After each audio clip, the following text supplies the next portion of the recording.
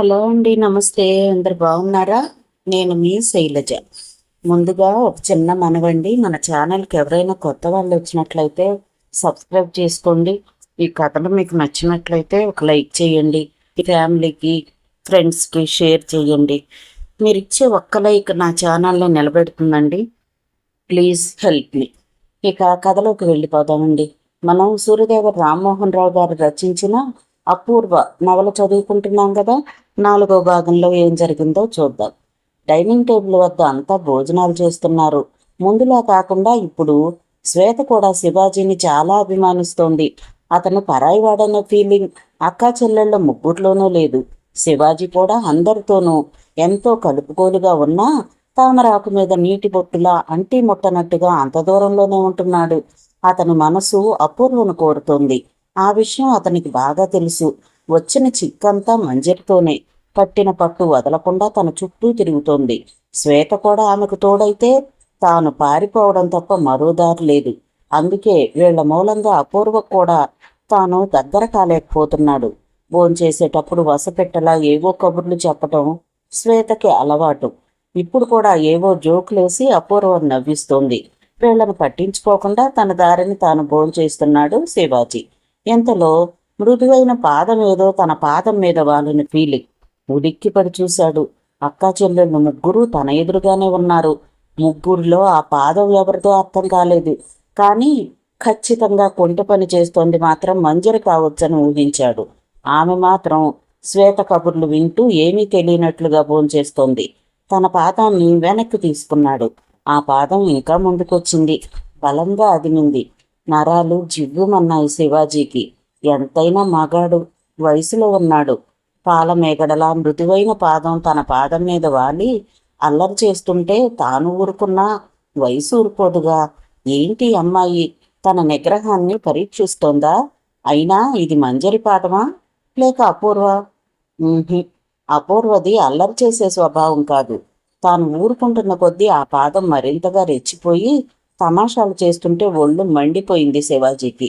తన పాదం బొటన వేలు పక్కనున్న వేలుతో ఆ పాదం మీద చర్మాన్ని పట్టి బలంగా లాగాడు. అంతే. కీచుమంది మంజరి. పాదం వెనక్కి తీసుకుంది. డౌటు క్లియర్ అయిపోయింది శివాజీకి. వస్తున్న నవ్వును బలవంతాన ఆపుకున్నాడు. మంజరికి ఎంత నొప్పి కలిగిందంటే ఆమె కళ్ళల్లో నీళ్లు నిలిచాయి. ఏమైందే, ఎందుకలా అరిచావు? కంగారుగా అడిగింది అపూర్వ. ఏం లేదక్కా అంటూ శివాజీ వంక చూసింది. ఆ చూపులు చూస్తుంటే చి సరసం తెలియని సచ్చినాడా అని చూపులతోనే తిడుతున్నట్లుగా ఉంది. శివాజీకి లేచిపోవాలనుంది. ఎందుకంటే అతనికి నవ్వు ఆగటం లేదు. నవ్వితే అపూర్వకు అనుమానం రావచ్చు. లేకపోవటం ఏమిటి? అంత గట్టిగా అరిచావు, ఇంకా కంగారుగానే అడుగుతోంది అపూర్వ. పొగరబోతు గండు చేమా మరీ గట్టిగా కుట్టిందక్క అంది పాదాన్ని ఎడం చేత్తో రుద్దుకుంటూ. చీమ కుట్టిందా? రావణమ్మ, రంగన్న, ఇంట్లో చీమలు తిరుగుతున్నా ఏం చేస్తున్నారు మీరంతా? కోపంగా పనివాళ్ల మీద అరుస్తోంది అపూర్వ. గండు చీమకి పొగరెక్కువ. దాని జోలికి వెళ్తే కొట్టదా ఏమిటి? నీ పాటికి భోంచేస్తే ఏ గొడవ ఉండదుగా అన్నాడు శివాజీ. ఆ మాటతో మంజరికి కోపం వచ్చేసింది. చెత్త సలహాలివ్వకు, ఏం చేస్తానో నాకే తెలీదు అంది. నువ్వేం చేస్తావో నీకే తెలియనప్పుడు నాకేం తెలుస్తుంది? భోజనం చెయ్యి అన్నాడు వెక్కిరింపుగా. మొత్తానికి ఆ గొడవ వెంటనే సద్దుమణిగింది. అందరికన్నా ముందే తన భోజనాన్ని ముగించి లేచి వచ్చేశాడు శివాజీ. భోంచేశాక, అది నైట్ టైంలో, ఒక్క క్షణం కూడా అక్కడ ఉండడు శివాజీ. వెంటనే అవుట్ హౌస్కి వచ్చేస్తాడు. ఆ రోజు పౌర్ణమి. నీలాకాశంలో నిండు జాబిలి అందంగా వెలిగిపోతోంది. మందగాలులు మనసును గిలిగింతలు పెడుతున్నాయి. అవుట్ హౌస్ తాళం తీసి లోపలకు వెళ్లి తలుపులు దగ్గరగా మూశాడు. కిటికీ రెక్కలు తీయగానే వెన్నెలతో పాటుగా చల్లగాలి కూడా లోపలికి జొరబడింది. ఒంటి మీద నైట్ పైజమా షర్టు ఉంది. టీవీ ఆన్ చేసి సోఫాలో కూర్చున్నాడు. ఈ మధ్య అతనికి ఇదో అలవాటైపోయింది. పడుకుంటే నిద్ర పట్టదు. అపూర్వ మీద ఆలోచనలు నిద్రను దూరం చేస్తున్నాయి. అందుకే టీవీ ముందు కూర్చున్నాడు. ఆలోచనలు రావు సరికదా. కాసేపటికే ఆవులింతలు మొదలై నిద్ర వచ్చేస్తుంది. అప్పుడు టీవీ ఆఫ్ చేసి వెళ్ళి పడుకుంటాడు. టీవీలో బర్సాత్ హిందీ సినిమా వస్తోంది. చూస్తూ కూర్చున్నాడు. అలా చూస్తూ చూస్తూ ఉండగానే ఎప్పుడు నిద్ర పట్టేసిందో అతనికే తెలియలేదు.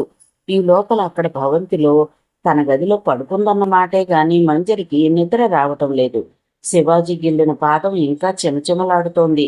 అది ఎంతటి తీపి బాధో ఆమెకు తెలుసు. వయసు పురివిప్పి గొంతులు వేస్తోంది. కోరికలు గుర్రాలై పరుగులు తీస్తున్నాయి. బయట వాతావరణం మత్తెక్కిస్తోంది. ఫలితంగా నిద్రకు దూరమైందామె. అప్పటికే 11 కావస్తోంది టైం.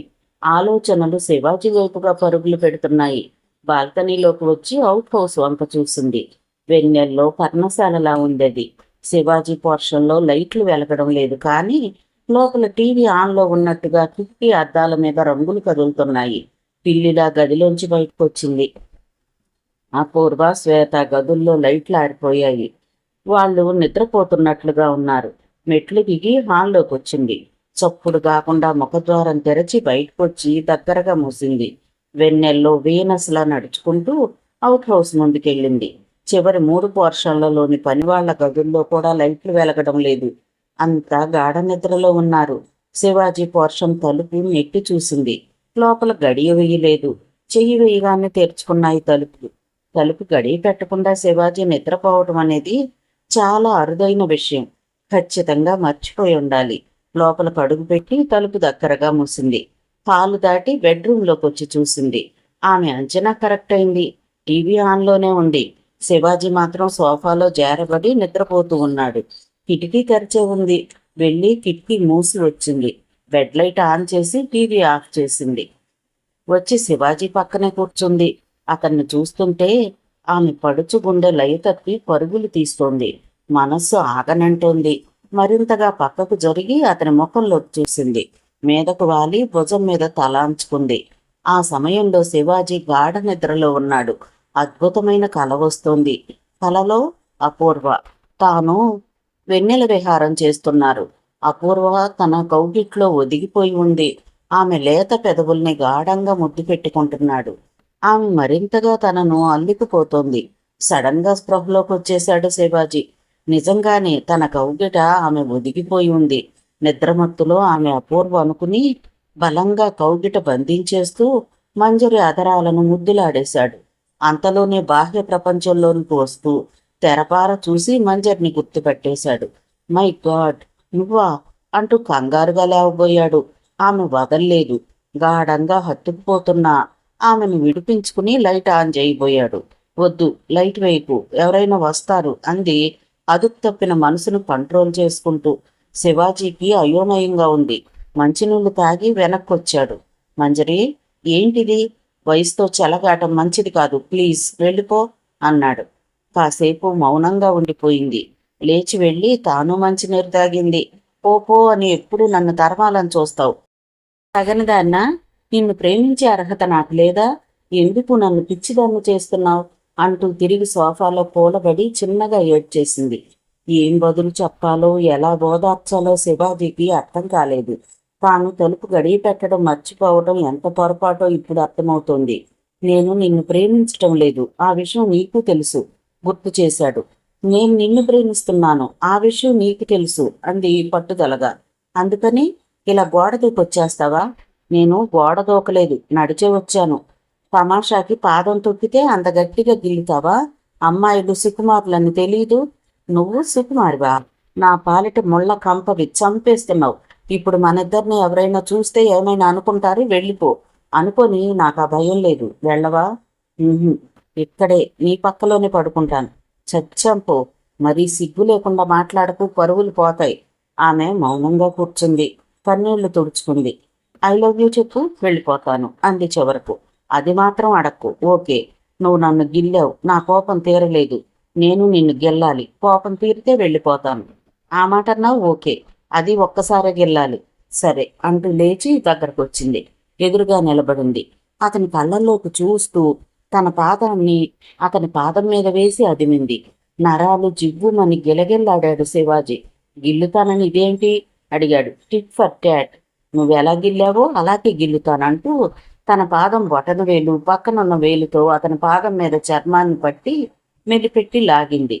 కటింగ్ ప్లేయర్తో చర్మాన్ని లాగినంత బాధతో కెవ్వున అరవబోయాడు శివాజీ. అంతే. అమాంతం మీద పడి అతన్ని కౌగిట బంధించేస్తూ బొటన వేలు మీదుగా లేచి అతని అదరాలతో తన అదరాలను కలిపి బలవంతంగా ముద్దాడేసింది మంజరి. నేను నీదాన్ని, అది చెప్పటానికి ఇది శాంపుల్. నా నుంచి పారిపోవాలని చూడకు, నిన్ను వదలను అంటూ మరో మాటకి అవకాశం ఇవ్వకుండా తలుపులు తీసుకుని చరచర బయటికెళ్ళిపోయిందామె. ఈ అమ్మాయిని ఎలా వదిలించుకోవాలో శివాజీకి అర్థం కాలేదు. తమ ఇద్దరి మధ్య హద్దులు చెరిపేయాలని చూస్తుందామె. హద్దు దాటితే తాను అయోగ్యుడవుతాడని అతని భయం. అపూర్వకి ముఖం చూపించలేడు. ఓ నాయనో, ఇది పిల్ల కాదు, రాక్షసి. ఇక నుంచైనా చాలా జాగ్రత్తగా ఉండాలి అనుకుంటూ నిద్రకు ఉపక్రమించాడు. కానీ మిగిలిన రాత్రి చాలా వరకు అతను నిద్రకు దూరం అయ్యాడంటే ఆశ్చర్యమే లేదు. ఉదయం 8 గంటలకి సెల్ ఫోన్ అదే పనిగా మోగుతుంటే మెలకు వచ్చింది శివాజీకి. బద్ధకంగా చేయి చాపి సెల్ అందుకున్నాడు. శివాజీ, అవతల అపూర్వ లైన్లో ఉంది. ఏంటి ఇంకా లేవలేదట, ఒంట్లో బాగాలేదా అడిగిందామె. అదేం లేదు, ఎందుకో రాత్రి సరిగ్గా నిద్ర పట్టలేదు, అందుకే లేటు. అరగంటలో రెడీ అయ్యి వచ్చేస్తాను. ఇబ్బంది ఏం లేదు, విశ్రాంతి కావాలంటే తీసుకో. అదేం లేదు, వచ్చేస్తున్నా అంటూ లైన్ కట్ చేసి సెల్ పక్కన పడేసి బెడ్ దిగాడు శివాజీ. తొందరగా బ్రష్ చేసుకుని రెడీ అయ్యి 20 నిమిషాల్లోనే అవుట్ హౌస్ లాక్ చేసుకుని బయటకు వచ్చేశాడు. రాత్రి సంఘటన గుర్తొస్తోంది. మంజరిని చూడాలంటే కొంచెం కంగారుగా ఉంది. అతను హాల్లోకి వచ్చేసరికి అక్కా చెల్లెళ్ళు ముగ్గురు అప్పటికే రెడీ అయ్యి అతని కోసమే వెయిట్ చేస్తున్నారు. మంజరి వంక చూడకూడదనుకుంటున్నాడు కానీ తప్పలేదు. ఇవాళ మరింత కలర్ఫుల్గా కనిపిస్తుందామె. తనను తవ్వించటానికి మరీ గ్లామర్గా రెడీ అయిందనిపించింది. అతను తన వంక చూడగానే గాల్లోనే ముద్దు విసిరేసింది. అర్జెంటుగా ముఖం తిప్పేసుకున్నాడు. నీదే ఆలస్యం, పదండి టిఫిన్ తీసుకుందామంటూ సోఫాలోంచి లేచింది అపూర్వ. సారీ, నాకు ఆకలిగా లేదు, నేను వెళ్ళి కార్ రెడీ చేస్తా అంటూ పోబోయాడు. అదే నాకు నచ్చదు, ఇప్పుడేమైందని అలిగి వెళ్ళిపోతున్నావు? కాస్త సీరియస్గానే అడిగింది అపూర్వ. అలా ఎందుకు అనుకుంటున్నావు? నిజంగానే నాకు ఆకలి లేదు చెప్పాడతను. ఆకలి అవుతుంది, వచ్చి కూర్చో అంటూ అపూర్వ వదలకుండా అతని చేయి పుచ్చుకుని లాక్కెళ్ళి డైనింగ్ టేబుల్ మీద కూర్చోబెట్టింది. అక్కా చెల్లెళ్ళు ముగ్గురు కూర్చోగానే తను లేచి ఆ చివరికి వెళ్ళి కూర్చున్నాడు. నిజానికి శివాజీకి చాలా ఆకలిగా ఉంది. రాత్రి సరిగా నిద్ర లేకపోవటం, ఉదయం ఆలస్యంగా లేవటంతో అతని ఆకలి రెట్టింపయింది. కానీ అతని భయానికి కారణం మంజరి. నిన్నటి అల్లరి ఇంకా మర్చిపోలేదు అతను. అతను ఎందుకు దూరంగా జరిగి కూర్చున్నాడో మంజరికి మాత్రం కారణం తెలుసు. అందుకే అతని వంక కొంటె నవ్వులు విసురుతోంది. కానీ ఈ విషయం తెలియని అపూర్వ ఆశ్చర్యపోయింది. ఏమైంది, అలా దూరంగా ఎందుకు కూర్చున్నావు అడిగింది. నాకెక్కడే బాగుంది, ఐఎమ్ ఓకే చెప్పాడతను. అక్క, దుష్టులకు దూరంగా ఉండమన్నారు కదా, శివాజీ మనల్ని దుష్టులు అనుకుంటున్నాడేమో అంటూ సన్నాయి నొక్కులు విసిరింది మంజరి. అవునా? శివాజీ, మేమంతా దుష్టుల్లా కనిపిస్తున్నామా నీ కంటికి అడిగింది శ్వేత. రమణమ్మ అందరికీ వేడివేడి పెసరట్టు ఉప్మా సప్లై చేస్తోంది. శివాజీ ఆ విసురులకు కౌంటర్ ఇవ్వకుండా తన పాటికి తాను టిఫిన్ తింటూ కూర్చున్నాడు. ఎలాగైనా అతన్ని కవ్వించి టీచ్ చెయ్యాలని చూస్తోంది మంజరి. పెదవి కదిపి ఆమెకు ఆ ఛాన్స్ ఇవ్వటం శివాజీకి ఇష్టం లేదు. ఈ హడావిడిలో పలమారింది అతనికి. పెద్దగా దగ్గి సర్దుకుంటూ మంచినీళ్లు తాగాడు. తినేటప్పుడు తొందర ఎందుకు, ఎవరో తలుచుకుంటున్నట్టున్నారు అంది అపూర్వ.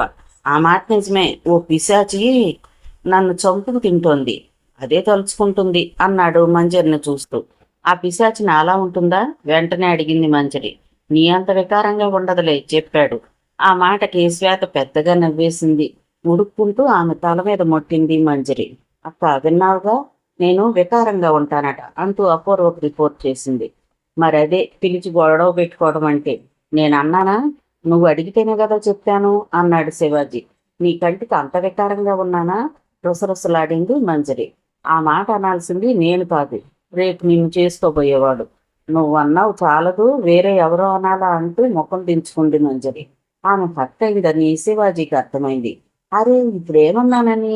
చందమామకు మచ్చ ఉంది అన్నంత మాత్రాన చందమామ అందంగా ఉండదనా?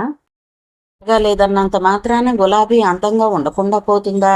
ఎదుటి వాళ్ళని టీచ్ చేసేటప్పుడు వాళ్ళ మాటల్ని కూడా స్పోర్టివ్గా తీసుకోవాలి. ఎనీవే, నిన్ను బాధ పెడితే సారీ అన్నాడు.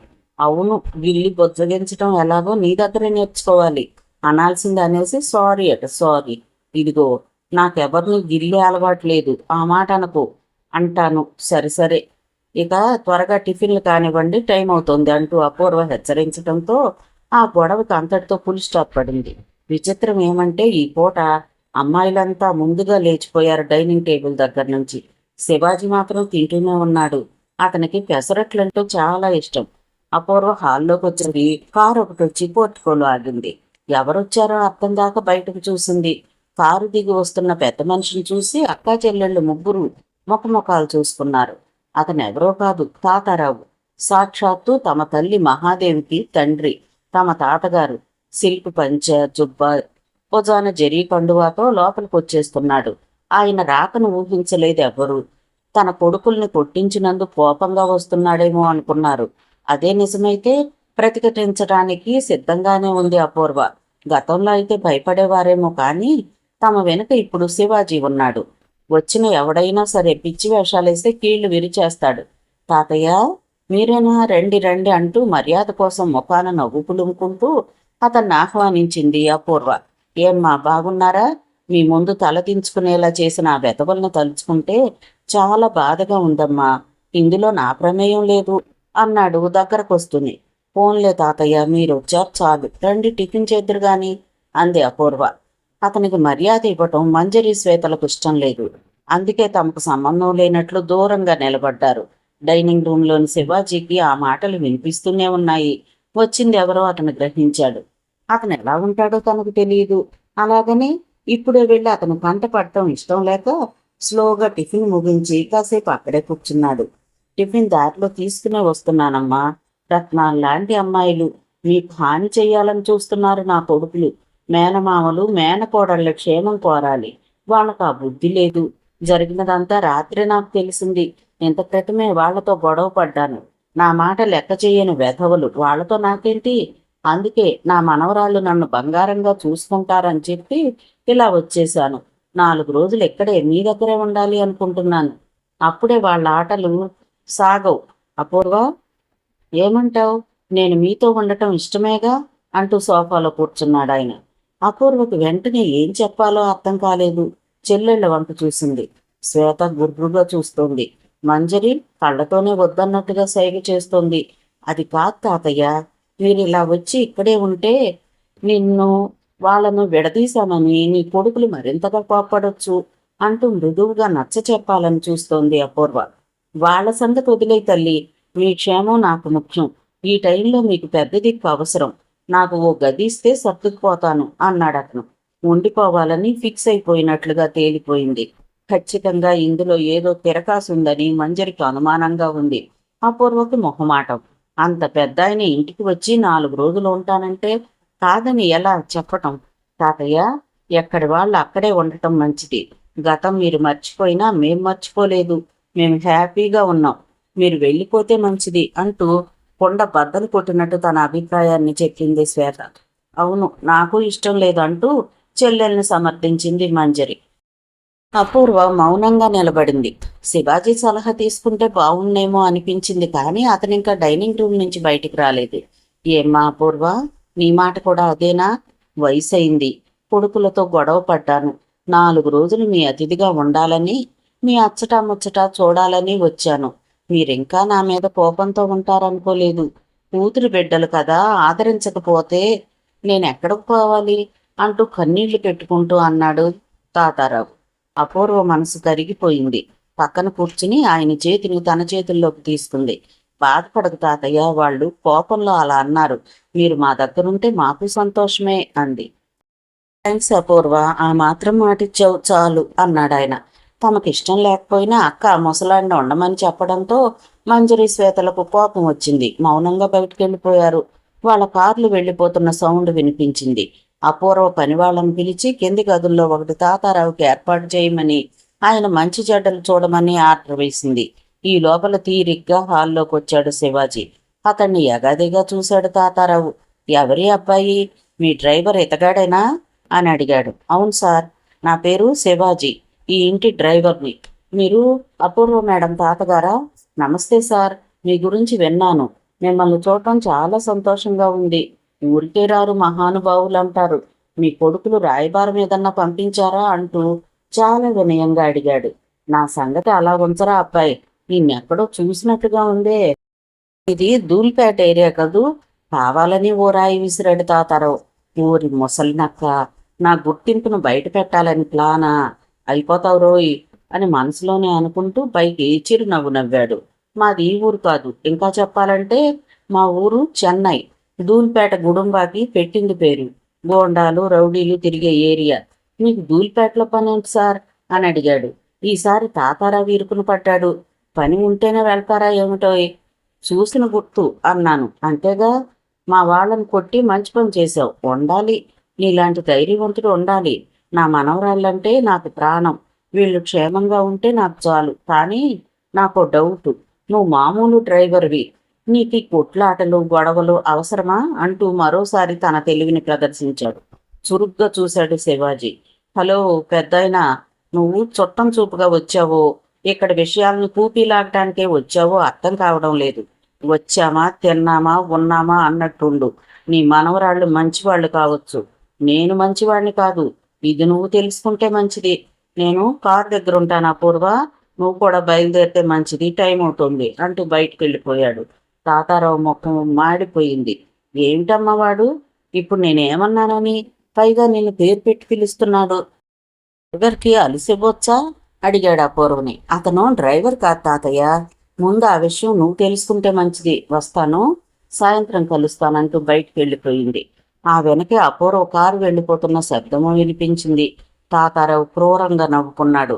విషయం చాలా దూరం వచ్చిందన్నమాట. శివాజీ నీ చేత గెంటించేస్తాను చూడవే మనవరాలా అనుకుంటూ తనకిచ్చిన గది వైపు లేచి వెళ్ళాడు. నువ్వు అలా మౌనంగా కూర్చోవడం నాకు నచ్చలేదు అంది దారిలో అపూర్వ. ఈ మధ్య పూర్తిగా ఆమె వెనక సీట్లోకి వెళ్లటం మానేసింది. అతనితో పాటు ఫ్రంట్ సీట్లోనే కూర్చుంటోంది. దారిలో ఆఫీసు విషయాలు మరొకటో ఏదో ఒకటి అతనితో చర్చిస్తోంది. ఒక్కోసారి అతనిచ్చే సొల్యూషన్స్కి చాలా ఆశ్చర్యపోతూ ఉంటుంది. వ్యాపారంలో ఎంతో అనుభవం ఉన్నవాళ్లు తప్ప అలాంటి సూచనలు సలహాలు ఇవ్వరు. అందుకే ఎలాగైనా అతన్ని ఆఫీసులోకి లాగాలని ఆమె ప్రయత్నిస్తుంటే సింపుల్గా అతను తప్పించుకుంటూ వస్తున్నాడు. తాతారావు రంగప్రవేశం, అతనికి అపూర్వ ఇంట్లో స్థానం కల్పించటం, ఇదంతా శివాజీకి నచ్చని మాట నిజమే. అందుకే మౌనంగా కారు నడుపుతూ కూర్చున్నాడు. చెప్తోంది నీకే, నువ్విలా మౌనంగా కూర్చోవడం నాకు అస్సలు నచ్చడం లేదు అంటూ తన మాటల్ని రిపీట్ చేసింది అపూర్వ. అవును, ఆ ముసలాన్ని ఇంట్లో ఉంచడం నాకు నచ్చలేదు అన్నాడు శివాజీ. ఇదిగో ఆడు వీడు అనకు, నాకు కోపం వస్తుంది. ఎంతైనా ఆయన మా మమ్మీకి డాడీ, మాకు తాతయ్య. అవును, మీకే ఉన్నాడు తాతయ్య, నాకు లేడా? కోపం వస్తే చెడమట తిట్టి పడేస్తాను. ఆ తాతారావు మీకు తాతయ్యే కాదు, మీ మేనమావులకు డాడీ కూడా. అది మర్చిపోతున్నావు. ఉత్తినే ఇక్కడికి వచ్చాడంటే నాకు నమ్మకం లేదు. మనసులో ఏదో ప్లాన్తోనే వచ్చుంటాడు. ప్లాన్ ఏమై ఉంటుందంటావు? బాగుంది, మీ తాతయ్య బుర్రలో దూరి కనిపెట్టడానికి నాకేం మంత్రశక్తులేమీ లేవు. నువ్వు కనిపెట్టగలవు, నాకా నమ్మకం ఉంది. కానీ నాకు నచ్చని విషయం ఏంటో తెలుసా? నాకెలా తెలుస్తుంది? నువ్వే చెప్పు. నువ్వు రెడ్ కలర్ షర్ట్ వేసుకున్నావు, అందుకే నీకు కోపం వస్తుంది. పైగా రెడ్ కలర్ నీకు బాగుండదు. వద్దని చెప్పానా లేదా? ఎందుకు వేసుకున్నావు అంటూ కాలర్ పట్టి లాగింది. మై గాడ్, నువ్వు అనవసరంగా అల్లరి చేయకు, యాక్సిడెంట్ అయిపోతుంది. నువ్వు చెప్పిన సంగతి నాకు గుర్తు లేదు, ఇక వేసుకోనులే. ఓకే, తాతయ్య విషయం నాకు వదిలే, తేడా వస్తే నేనే పంపించేస్తాను. ఏమో, నన్నే ముందు బయటకు పంపించేస్తాడేమో. ఆయన పంపిస్తే వెళ్ళిపోతావా? పంపించడానికి ఆయన ఎవరు, వెళ్ళిపోవడానికి నువ్వెవరు? నా బాధ నీకు అక్కర్లేదా? సారీ, నీకు తెలియదు శివాజీ. సమస్య వస్తే ఫేస్ చేయొచ్చు, కానీ సమస్యకు భయపడి తాతయ్యని పంపించేశాననుకో, మా గురించి బంధువర్గంలో మరింత చెడుగా ప్రచారం చేస్తారు. అందుకే ఉంటానని అడిగాక వెళ్ళిపోమని చెప్పలేకపోయాను అంది సంజాయిషి ఇచ్చుకుంటున్నట్లు. చిన్నగా నవ్వాడు శివాజీ. ఎందుకు, నా మాటలు నీకు నవ్వు కలిగిస్తున్నాయా? వెంటనే అడిగేసింది. కాదా, నేను మీ దగ్గర డ్రైవర్ని, అంతకు మించి ఏమీ కాను. ఏదో ఒక వయసు వాళ్ళం కాబట్టి ఏకవచనంతో మాట్లాడుకుంటున్నాం. అంత మాత్రాన మీ ఫ్యామిలీ మ్యాటర్ నాకెందుకు చెప్పటం? నిజం చెప్పాలంటే మీకు నేనేమీ కాను. ఆమె కోపంగా చూసింది.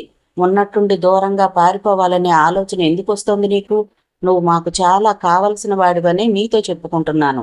కావలసిన వాడంటే మనసుకు దగ్గరైన వాడని అర్థం. ఇంకొంచెం వివరంగా చెప్తే గాని నాకు అర్థం కాదు. ఎందుకంటే నేను బ్రహ్మచారిని కదా. నీకు నీ అల్లరి ఈ మధ్య ఎక్కువైపోతుంది అంటూ అతని భుజం మీద గిల్లింది. అతని చెయ్యి వెనక్కు లాక్కునే లోపలే అతని భుజం మీద తలాంచుకుని పిచ్చి ప్రశ్నలు వేయకుండా కారు పోని అంది కళ్ళు మూసుకుని. ఎలాగైనా ఆమెను కార్నర్ చేసి ఐ లవ్ యూ చెప్పించాలని చూసిన శివాజీ ప్రయత్నం ఈసారి కూడా ఫెయిల్ అయిపోయింది. ఆమెకు చెప్పే మూడ్ లేదో, చెప్పటానికి ఇది సమయం కాదు అనుకుంటోందో, లేక ఆ ప్రేమ పలుకులేవో ముందుగా అతడి నుంచే వినాలని ఆశపడుతుందో కానీ మనసులోని మాట పెదవి దాటి రానివ్వటం లేదామె. ఇంతలో ఆఫీస్ కట్టడం సమీపంలోకి వచ్చేసింది కారు. మనం ఆఫీస్కి వచ్చేసాం, నువ్వు కాస్త పద్ధతిగా కూర్చుంటేనే బాగుంటుంది. లేదంటే మనల్ని ఇలా చూసిన వాళ్ళు మన మధ్య ఏదో ఉందని అనవసరంగా కథలల్లి ప్రచారం చేస్తారంటూ హెచ్చరించాడు అతను. అతని భుజం నుంచి ముఖం వెనక్కి తీసుకుంది. అలాంటి కథలంటే భయమా? సరిగ్గా కూర్చుంటూ అడిగింది. ఏమంటదా ఏంటి? పెళ్లి కావలసిన వాణ్ణి. ఆ మాటపై ఆపుకోలేక పైకే నవ్వేసింది అపూర్వ. నవ్వుతూనే అతని భుజం చుర్రుమనేలా 2 దెబ్బలు కూడా వేసేసింది. ఇదిగో, కోపం వస్తే నోటితో తిట్టచ్చు కదా, ఇలా కొడతావేంటి? లాభం లేదు కానీ ఇక నుంచి వెనక సీట్లోకి వెళ్ళి ఓనర్లో కూర్చో, సమస్య ఉండదు అన్నాడు నవ్వుతూనే. అలాగే, నేను ఎక్కడ కూర్చున్నా డ్రైవర్ మాత్రం నువ్వే, ఆ సంగతి మర్చిపోకు అంటూ ఫైళ్లు బ్రీఫ్ కేసు దగ్గరకు తీసుకుంది. కార్ పార్కింగ్లో ఆగింది. నువ్వు పద, ఫైళ్ళు అవి నేను తీసుకొస్తాను చెప్పాడు. మరీ డ్రైవర్లా నటించాలని చూడకు, ఇవి మోయటానికి ప్యూన్ ఉన్నాడు అంటూ దిగింది అపూర్వ. ఇప్పటికే రెడీగా ఉన్న ప్యూను బ్రీఫ్ కేసు ఫైళ్ళు అందుకుని ముందుకు నడుస్తుంటే అతన్ని అనుసరించింది అపూర్వ. 4 మెట్లు ఎక్కాక ఆగి తిరిగి చూసింది. ఇవాళ లంచ్కి ఇంటికి వెళ్లడం లేదు, బయట పని ఉంది, 12 తర్వాత వచ్చేస్తానంటూ ప్రోగ్రాం చెప్పి వెళ్ళిపోయింది. కార్ లాక్ చేసుకుని చాయ్ తాగే ఉద్దేశంతో క్యాంటీన్ వైపుగా కదిలాడు శివాజీ. అంతలో అతని సెల్ మోగింది. అవతల లైన్లో ఉంది మంజరి. ఎక్కడున్నావు అడిగింది. ఎక్కడే చెప్పాడు. ఓసారి నా ఛాంబర్కి రా. ఖచ్చితంగా రాను. ఏంటి? నా ఛాంబర్కి రాని నాతో మాట్లాడొద్దని అక్క కండిషన్ పెట్టిందా? పెడితే ఐ డోంట్ కేర్. అక్క అలాంటి ప్రాబ్లం క్రియేట్ చేస్తే నేను నీతో లేచి వచ్చేస్తాను. నిన్ను తీసుకుపోవడానికి నేను రెడీగా లేను కానీ విషయం ఏంటో చెప్పు. నువ్వు రా చెప్తాను. సరే, 10 నిమిషాల్లో వస్తానంటూ లైన్ కట్ చేశాడు. టీ తాగి సిగరెట్ కాల్చేసి తీరిగ్గా 20 నిమిషాల తర్వాత 3rd ఫ్లోర్లోని మంజరి ఛాంబర్లో పడుగు పెట్టాడు. అతను లోపలికి రావడం చూసి తన సెక్రటరీని బయటకు పంపించేసింది మంజరి. వచ్చి ఆమె ఎదురుగా కూర్చున్నాడు శివాజీ. పిలిస్తే రావటానికి ఇంతసేపా? ఈ మధ్య నేనంటే మరీ లెక్క లేకుండా పోతోంది అంది మంజరి అలిగిన ముఖంతో నిష్ఠూరంగా. పిలిచి పోట్లాడకు. విషయం ఏంటో చెప్పు. నీతో కాకపోతే ఎవరితో పోట్లాడమంటావు? చూస్తున్నాగా, ఐ లవ్ యూ చెప్పినప్పటి నుంచి మరీ అలసైపోయాను నీకు. ఇది చెప్పడానికి ఫోన్ చేశావా? చూడు మేడం, నీ అలకలు తీర్చడానికి నువ్వు సత్యభామవో కాదు, నేను శ్రీకృష్ణుని కాదు. ఆఫీస్ టైంలో పర్సనల్ విషయాలు చర్చించకూడదు. పనులు చూసుకో, వస్తాను అంటూ లేవబోయాడు. తన సీట్లోంచి లేచి యువతలకు వచ్చి అతన్ని తిరిగి సీట్లోకి తోసి కోపంగా చూసింది. చూడు, ఈ మంజరి నీది. అది ఎప్పుడో ఫిక్స్ అయిపోయిన విషయం. నువ్వు ఇలా తప్పించుకు తిరిగావే అనుకో, ఏ అర్ధరాత్రి అవుట్ హౌస్లోకి వచ్చేస్తాను, గోలగోల చేస్తాను. విషయం తెలియగానే అక్క మన ఇద్దరికి పెళ్లి చేసేస్తుంది అంది. ఓ మై గాడ్, ఇలాంటి ప్లాన్స్ కూడా ఉన్నాయా నీ దగ్గర? చూస్తుంటే నువ్వే నన్ను పారిపోయేలా చేసేస్తున్నావే. పెళ్లి చేసుకోమంటే పారిపోతానంటావేంటి? అసలు నేనంటే ఎందుకు నీకెంత భయం? అందంగా లేనా? చదువు లేదా? ఆస్తి లేదా? నాకు మనసు లేదు. ఎందుకు లేదు? ఆలోచించి చెప్తాను. ఓకే, ఈ విషయం పక్కన పెడదాం. ఆ ముసలాన్ని అక్క ఇంట్లో ఉండనివ్వడం నాకు నచ్చలేదు. నీ మాట అక్క వింటుంది. వాడిని పంపించేయమని నువ్వెందుకు చెప్పలేదు? బాధ కాదు, చికాగ్గా ఉంది. వాచ్ డాగ్లా ఇంట్లో పరిస్థితులను పసిగట్టాలనే వాడిని పంపించినట్టున్నారు. ఏదో ఒకటి చేసి వాడిని నువ్వే పంపించేయాలి. సరే చూద్దాం అంటూ లేచాడు. వెంటనే ఎదురుగా నిలబడి అతని భుజాల మీద చేతులేసింది మంజరి. సూటిగా కళ్ళల్లోకి చూసింది. నువ్వు అలా చూస్తే నాకు చాలా ఇబ్బంది, ప్లీజ్ వదిలేయ్ అభ్యర్థించాడు. లంచ్కి ఇంటికి వెళ్ళాలని లేదు. తాతయ్య అంటే నాకు అసహ్యం. వాళ్ళ బుద్ధులు నాకు తెలుసు. ఆయనతో కలిసి కూర్చుని భోంచేయలేను. ఎక్కడైనా భోంచేద్దాం, నన్ను బయటికి తీసుకెళ్ళు కళ్ళలోంచి చూపు తిప్పకుండా అడిగింది. వీలు కాదు, 12 తర్వాత అపూర్వ పని మీద బయటకు వెళుతోంది, నేను వెళ్ళాలి. బుద్ధిగా ఇంటికెళ్ళి భోంచేసిరా అంటూ ఆమె చేతులను విడిపించుకున్నాడు. నేనింటికి వెళ్ళను, శ్వేతను రమ్మని ఇద్దరం ఏదో హోటల్లో భోంచేస్తాం చెప్పింది. ఆ పని చెయ్యి, ఎవ్వరికీ ఇబ్బంది ఉండదు, వస్తాను అంటూ వెళ్ళిపోవడానికి వెనుతిరిగాడు. అవును, నీకు ఇబ్బంది ఉండదు. నీకు నాతో రావడం కన్నా అక్క వెంట వెళ్లడమే చాలా సంతోషం అంటూ మంజరి మాటలతో 4 అడుగులు కూడా వెయ్యకముందే టక్కున ఆగిపోయాడు. మాటలతో సరిపెట్టలేదామె. ముక్కు చీది కళ్ళు తుడుచుకుంటూ చిన్నగా ఏడవటం ప్రారంభించింది. నిజంగానే కోపం ముంచుకొచ్చింది. చివ్వున వెనుదిరిగి దగ్గరకొచ్చాడు. ఏంటి నీ ఉద్దేశం? నీ అక్క దగ్గర డ్రైవర్ని నేను. డ్యూటీ చేయడం అంటే నీ అక్కతో షికార్లు చేస్తున్నట్ట? అయినా నిన్ను ప్రేమించటం లేదు మొర్రో అన్నా నువ్వే నాకు ముద్దు అంటూ నన్నెందుకు కాల్చుకు తింటున్నావు? ఇప్పుడు నేనేమన్నానని ఆ ఏడుపు? మాట్లాడవే అంటూ భుజం పట్టి తన వైపుగా లాగాడు. అదే అతను చేసిన పొరపాటు. మంజరి మంకుతనం తెలిసి అతను చేసిన పొరపాటది.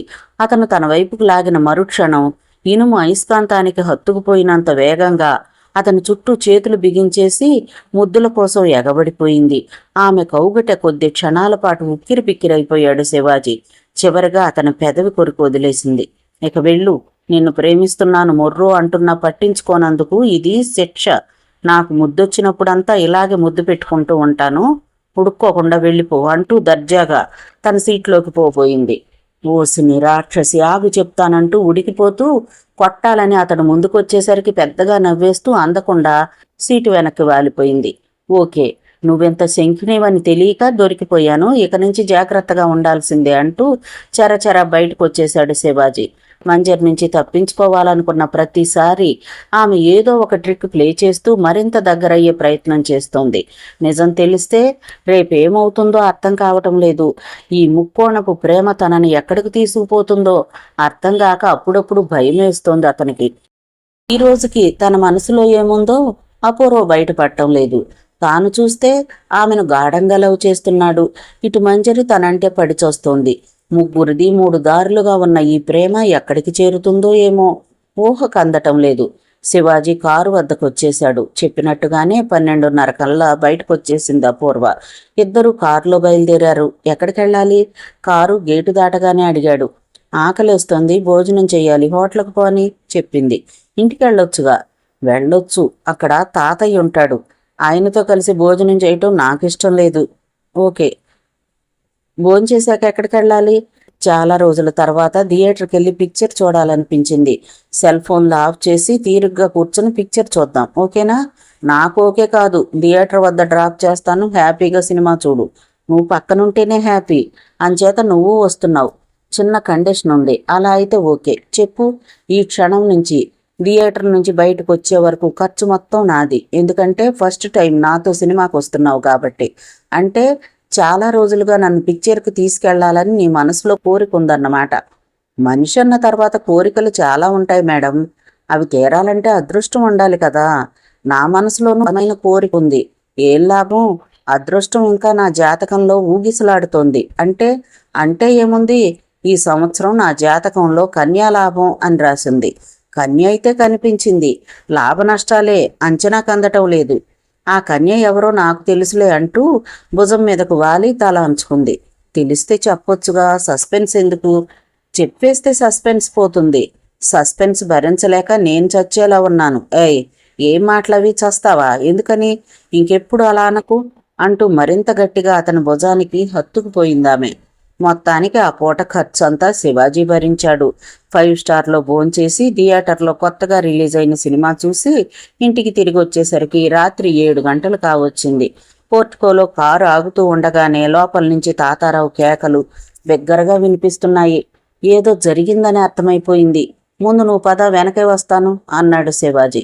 ముందుగా కారు దిగి లోపలికి వెళ్ళింది అపూర్వ. అక్కడ ఉన్న బెంజ్ కార్లను చూసి మంజరి, శ్వేత ఇంటికి వచ్చేశారని శివాజీ గ్రహించాడు. కారు దిగి తాను లోనికి అతను వెళ్లేసరికి ఏం జరిగిందంటూ తాతారావుని అడుగుతోంది అపూర్వ. అక్కా చెల్లెళ్ళిద్దరూ ఈ గోలతో తమకేం సంబంధం లేనట్లు కాఫీ తాగుతూ టీవీ ముందు కూర్చొనున్నారు. ఇద్దరు పనివాళ్లు ఎడంగా నిలబడి తాతారావు తెట్లను ఓపిగ్గా భరిస్తున్నారు. ఏమైంది? తిరిగి అడిగింది అపూర్వ. ఏమైందంటే ఏం చెప్పను అంటూ ఎంతో బాధపడిపోతున్నట్టు చూస్తూ భుజాన కండుగా దులిపి తిరిగి భుజం మీద వేసుకున్నాడు తాతారావు. లంకంత కొంప, 3 మనవరాళ్ళు, సంతోషంగా 4 రోజులు గడిపోదామని వచ్చాను. ఇదే మీరు నాకిచ్చిన మర్యాద అంటూ నిలదీశాడు. ఇప్పుడేం మర్యాదలు తగ్గాయి? తనే ఘాటుగానే అడిగింది. మర్యాద మట్టిగడ్డలా అంటూ ఏసడించాడు తాతారావు. మధ్యాహ్నం ఒక్కరూ భోజనానికి రాలేదు. ఇంట్లో ముసలాడు చచ్చాడో బతికాడో కూడా పట్టించుకోలేదు. హోటల్లో లాగా ఏం కావాలన్నా నౌకర్లను పిలిచి అడగాలి. వాళ్ళ దయ నా కర్మ. అదో వాళ్ళిద్దరూ అరగంట క్రితం వచ్చి ఆ టీవీ ముందు అతుక్కుపోయారు గాని తాతయ్య వేళకు తిన్నావా అని ఒక్కతే అడిగిన పాపాన పోలేదు. ఎంతకన్నా ఏం చెప్పాలి? స్వరంలో వాడి తగ్గకుండా అడిగాడు.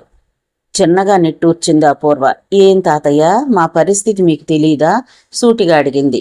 ఇక్కడ అన్నీ మేమే చూసుకోవాలి. ఉదయం ఆఫీస్కి ఫ్యాక్టరీకి వెళ్ళిన వాళ్ళం మధ్యాహ్నం చాలాసార్లు భోజనానికి కూడా రాలేము. పని వాళ్లకు తెలీదు. మనమే మంచిగా చెప్పి చేయించుకోవాలి. మనం ఎక్కడుంటే అక్కడ సర్దుకుపోగలగటమే మర్యాద అంటూ నచ్చ చెప్పింది. భలేవారు మేడం, పెద్ద ఆయనకి ఆ మాత్రం మర్యాదలు తెలియకనా? ఏదో మనవరాళ్లతో కొంచెం జోక్ చేశారంతే. మీరు చూడండి, మనతో పాటు ఇప్పుడు భోజనానికి వచ్చేస్తారు అన్నాడు శివాజీ కొంచెం గొడవ పెంచే ఉద్దేశంతో. మనతో అంటున్నావు? నువ్వు ఈ ఇంటి డ్రైవర్వి. నా మనవరాళ్లతో సమానంగా కూర్చుని భోంచేస్తావా? వెంటనే సీరియస్గా అడిగాడు తాతారావు. నాకు తెలుసు మీరింకా అక్కడే ఉన్నారని. రోజులు మారిపోయాయి పెద్దాయనా, ఇప్పుడంతా ఒక్కటే. శివాజీ, నువ్వు కాసేపు ఊరుకుంటావా ప్లీజ్? విసుగ్గా అరిచింది అపూర్వ. ఓకే, మీ తాతయ్య మీ ఇష్టం. సారీ తాతగారు, తప్పుగా మాట్లాడితే క్షమించండి. అరే సీను, నాకు భోజనం అవుట్ హౌస్కు పట్రా, నేను వెళుతున్నానంటూ వేగంగా బయటికి వెళ్ళిపోయాడు. శివాజీ, ఆగు. అపూర్వ పిలిచినా వినిపించుకోలేదు. పైగా డ్రైవర్ని డ్రైవర్గానే ఉంచాలి, నెత్తికెక్కించుకుంటే ఇలాగే ఇంట్లో పెత్తనం చేయాలని చూస్తారు అంటూ తాతారావు మాటలు బయటకు వచ్చేస్తున్న శివాజీకి స్పష్టంగానే వినిపించాయి. సరాసరి అవుట్ హౌస్కి వచ్చేశాడు. స్నానం చేసి లుంగీలోకి మారిపోయాడు. రిలాక్స్గా టీవీ ముందు కూర్చున్నాడు. నౌకరు భోజనం తీసుకురాలేదు. అక్కడ ఏం జరుగుతుందో తెలీదు. శివాజీ ఆలోచిస్తుండగానే నౌకరు వచ్చాడు, కానీ భోజనం తీసుకురాలేదు. యారా, అక్కడ ఇంకా గొడవ పడుతున్నారా అడిగాడు వాడిని. లేదండి, తాతగారు శ్వేత మేడంలు భోంచేసి ఎవరి గదుల్లోకి వాళ్ళు వెళ్ళిపోయారు. అపూర్వ మేడం, మంజరి మేడంలు ఇంకా భోజనం చేయలేదు. వాళ్ళని భోజనం చేయమని చెప్పు. నాకు భోజనం తీసుకొస్తే ఇక్కడే తింటాను. వెళ్ళి నా మాటగా చెప్పు అంటూ వాడిని వెనక్కి పంపించేశాడు. వాడు వెళ్ళిన 5 నిమిషాల తర్వాత అపూర్వ ఫోన్ చేసింది. ఎందుకు ఇలా మొండికేస్తున్నావు? నన్ను ఏడిపించడం నీకు సరదాగా ఉందా అని అడిగింది. బాగుంది, ఈ మాత్రానికే ఏడ్ చేయాలా? నా భోజనం ఇక్కడికి పంపించు చాలు. అంత కోపం వచ్చిందా? ఓ పక్క తాతయ్య విసిగిస్తుంటే నువ్వు వేరే ఆయన్ని రెచ్చగొట్టావు. అయినా నేను ఆ మాత్రం అనకూడదా? మీరేమైనా అనొచ్చు మేడం, నాకేం కోపం లేదు. మీ తాతయ్య చెప్పింది కరెక్ట్. డ్రైవర్ని కదా, డ్రైవర్గా ఉంటేనే బాగుంటుంది. ఓకే, రేపటి నుంచి అలానే ఉండు గాని ఈ పూటకొచ్చి భోజనం చేయి. రానని చెప్పాను కదా, రాను. ఓకేనా? లైన్ కట్ చేసి సెల్ పక్కన పడేశాడు శివాజీ. కాసేపటికి నౌకరు భోజనం క్యారియర్ తీసుకొచ్చాడు. శివాజీ భోంచేసే వరకు దగ్గరుండి చూసుకుని క్యారియరు ప్లేట్లు తీసుకెళ్లిపోయాడు. పడుకునే ముందు అపూర్వకు ఫోన్ చేసి భోజనం చేసిందో లేదో అడగాలి అనుకున్నాడు. కానీ ఫోన్ చేస్తే మరోసారి గొడవ చేస్తుందని కామ్గా పడుకొని నిద్రపోయాడు. ఏరా, రాత్రి అపూర్వ మేడం భోంచేశారా?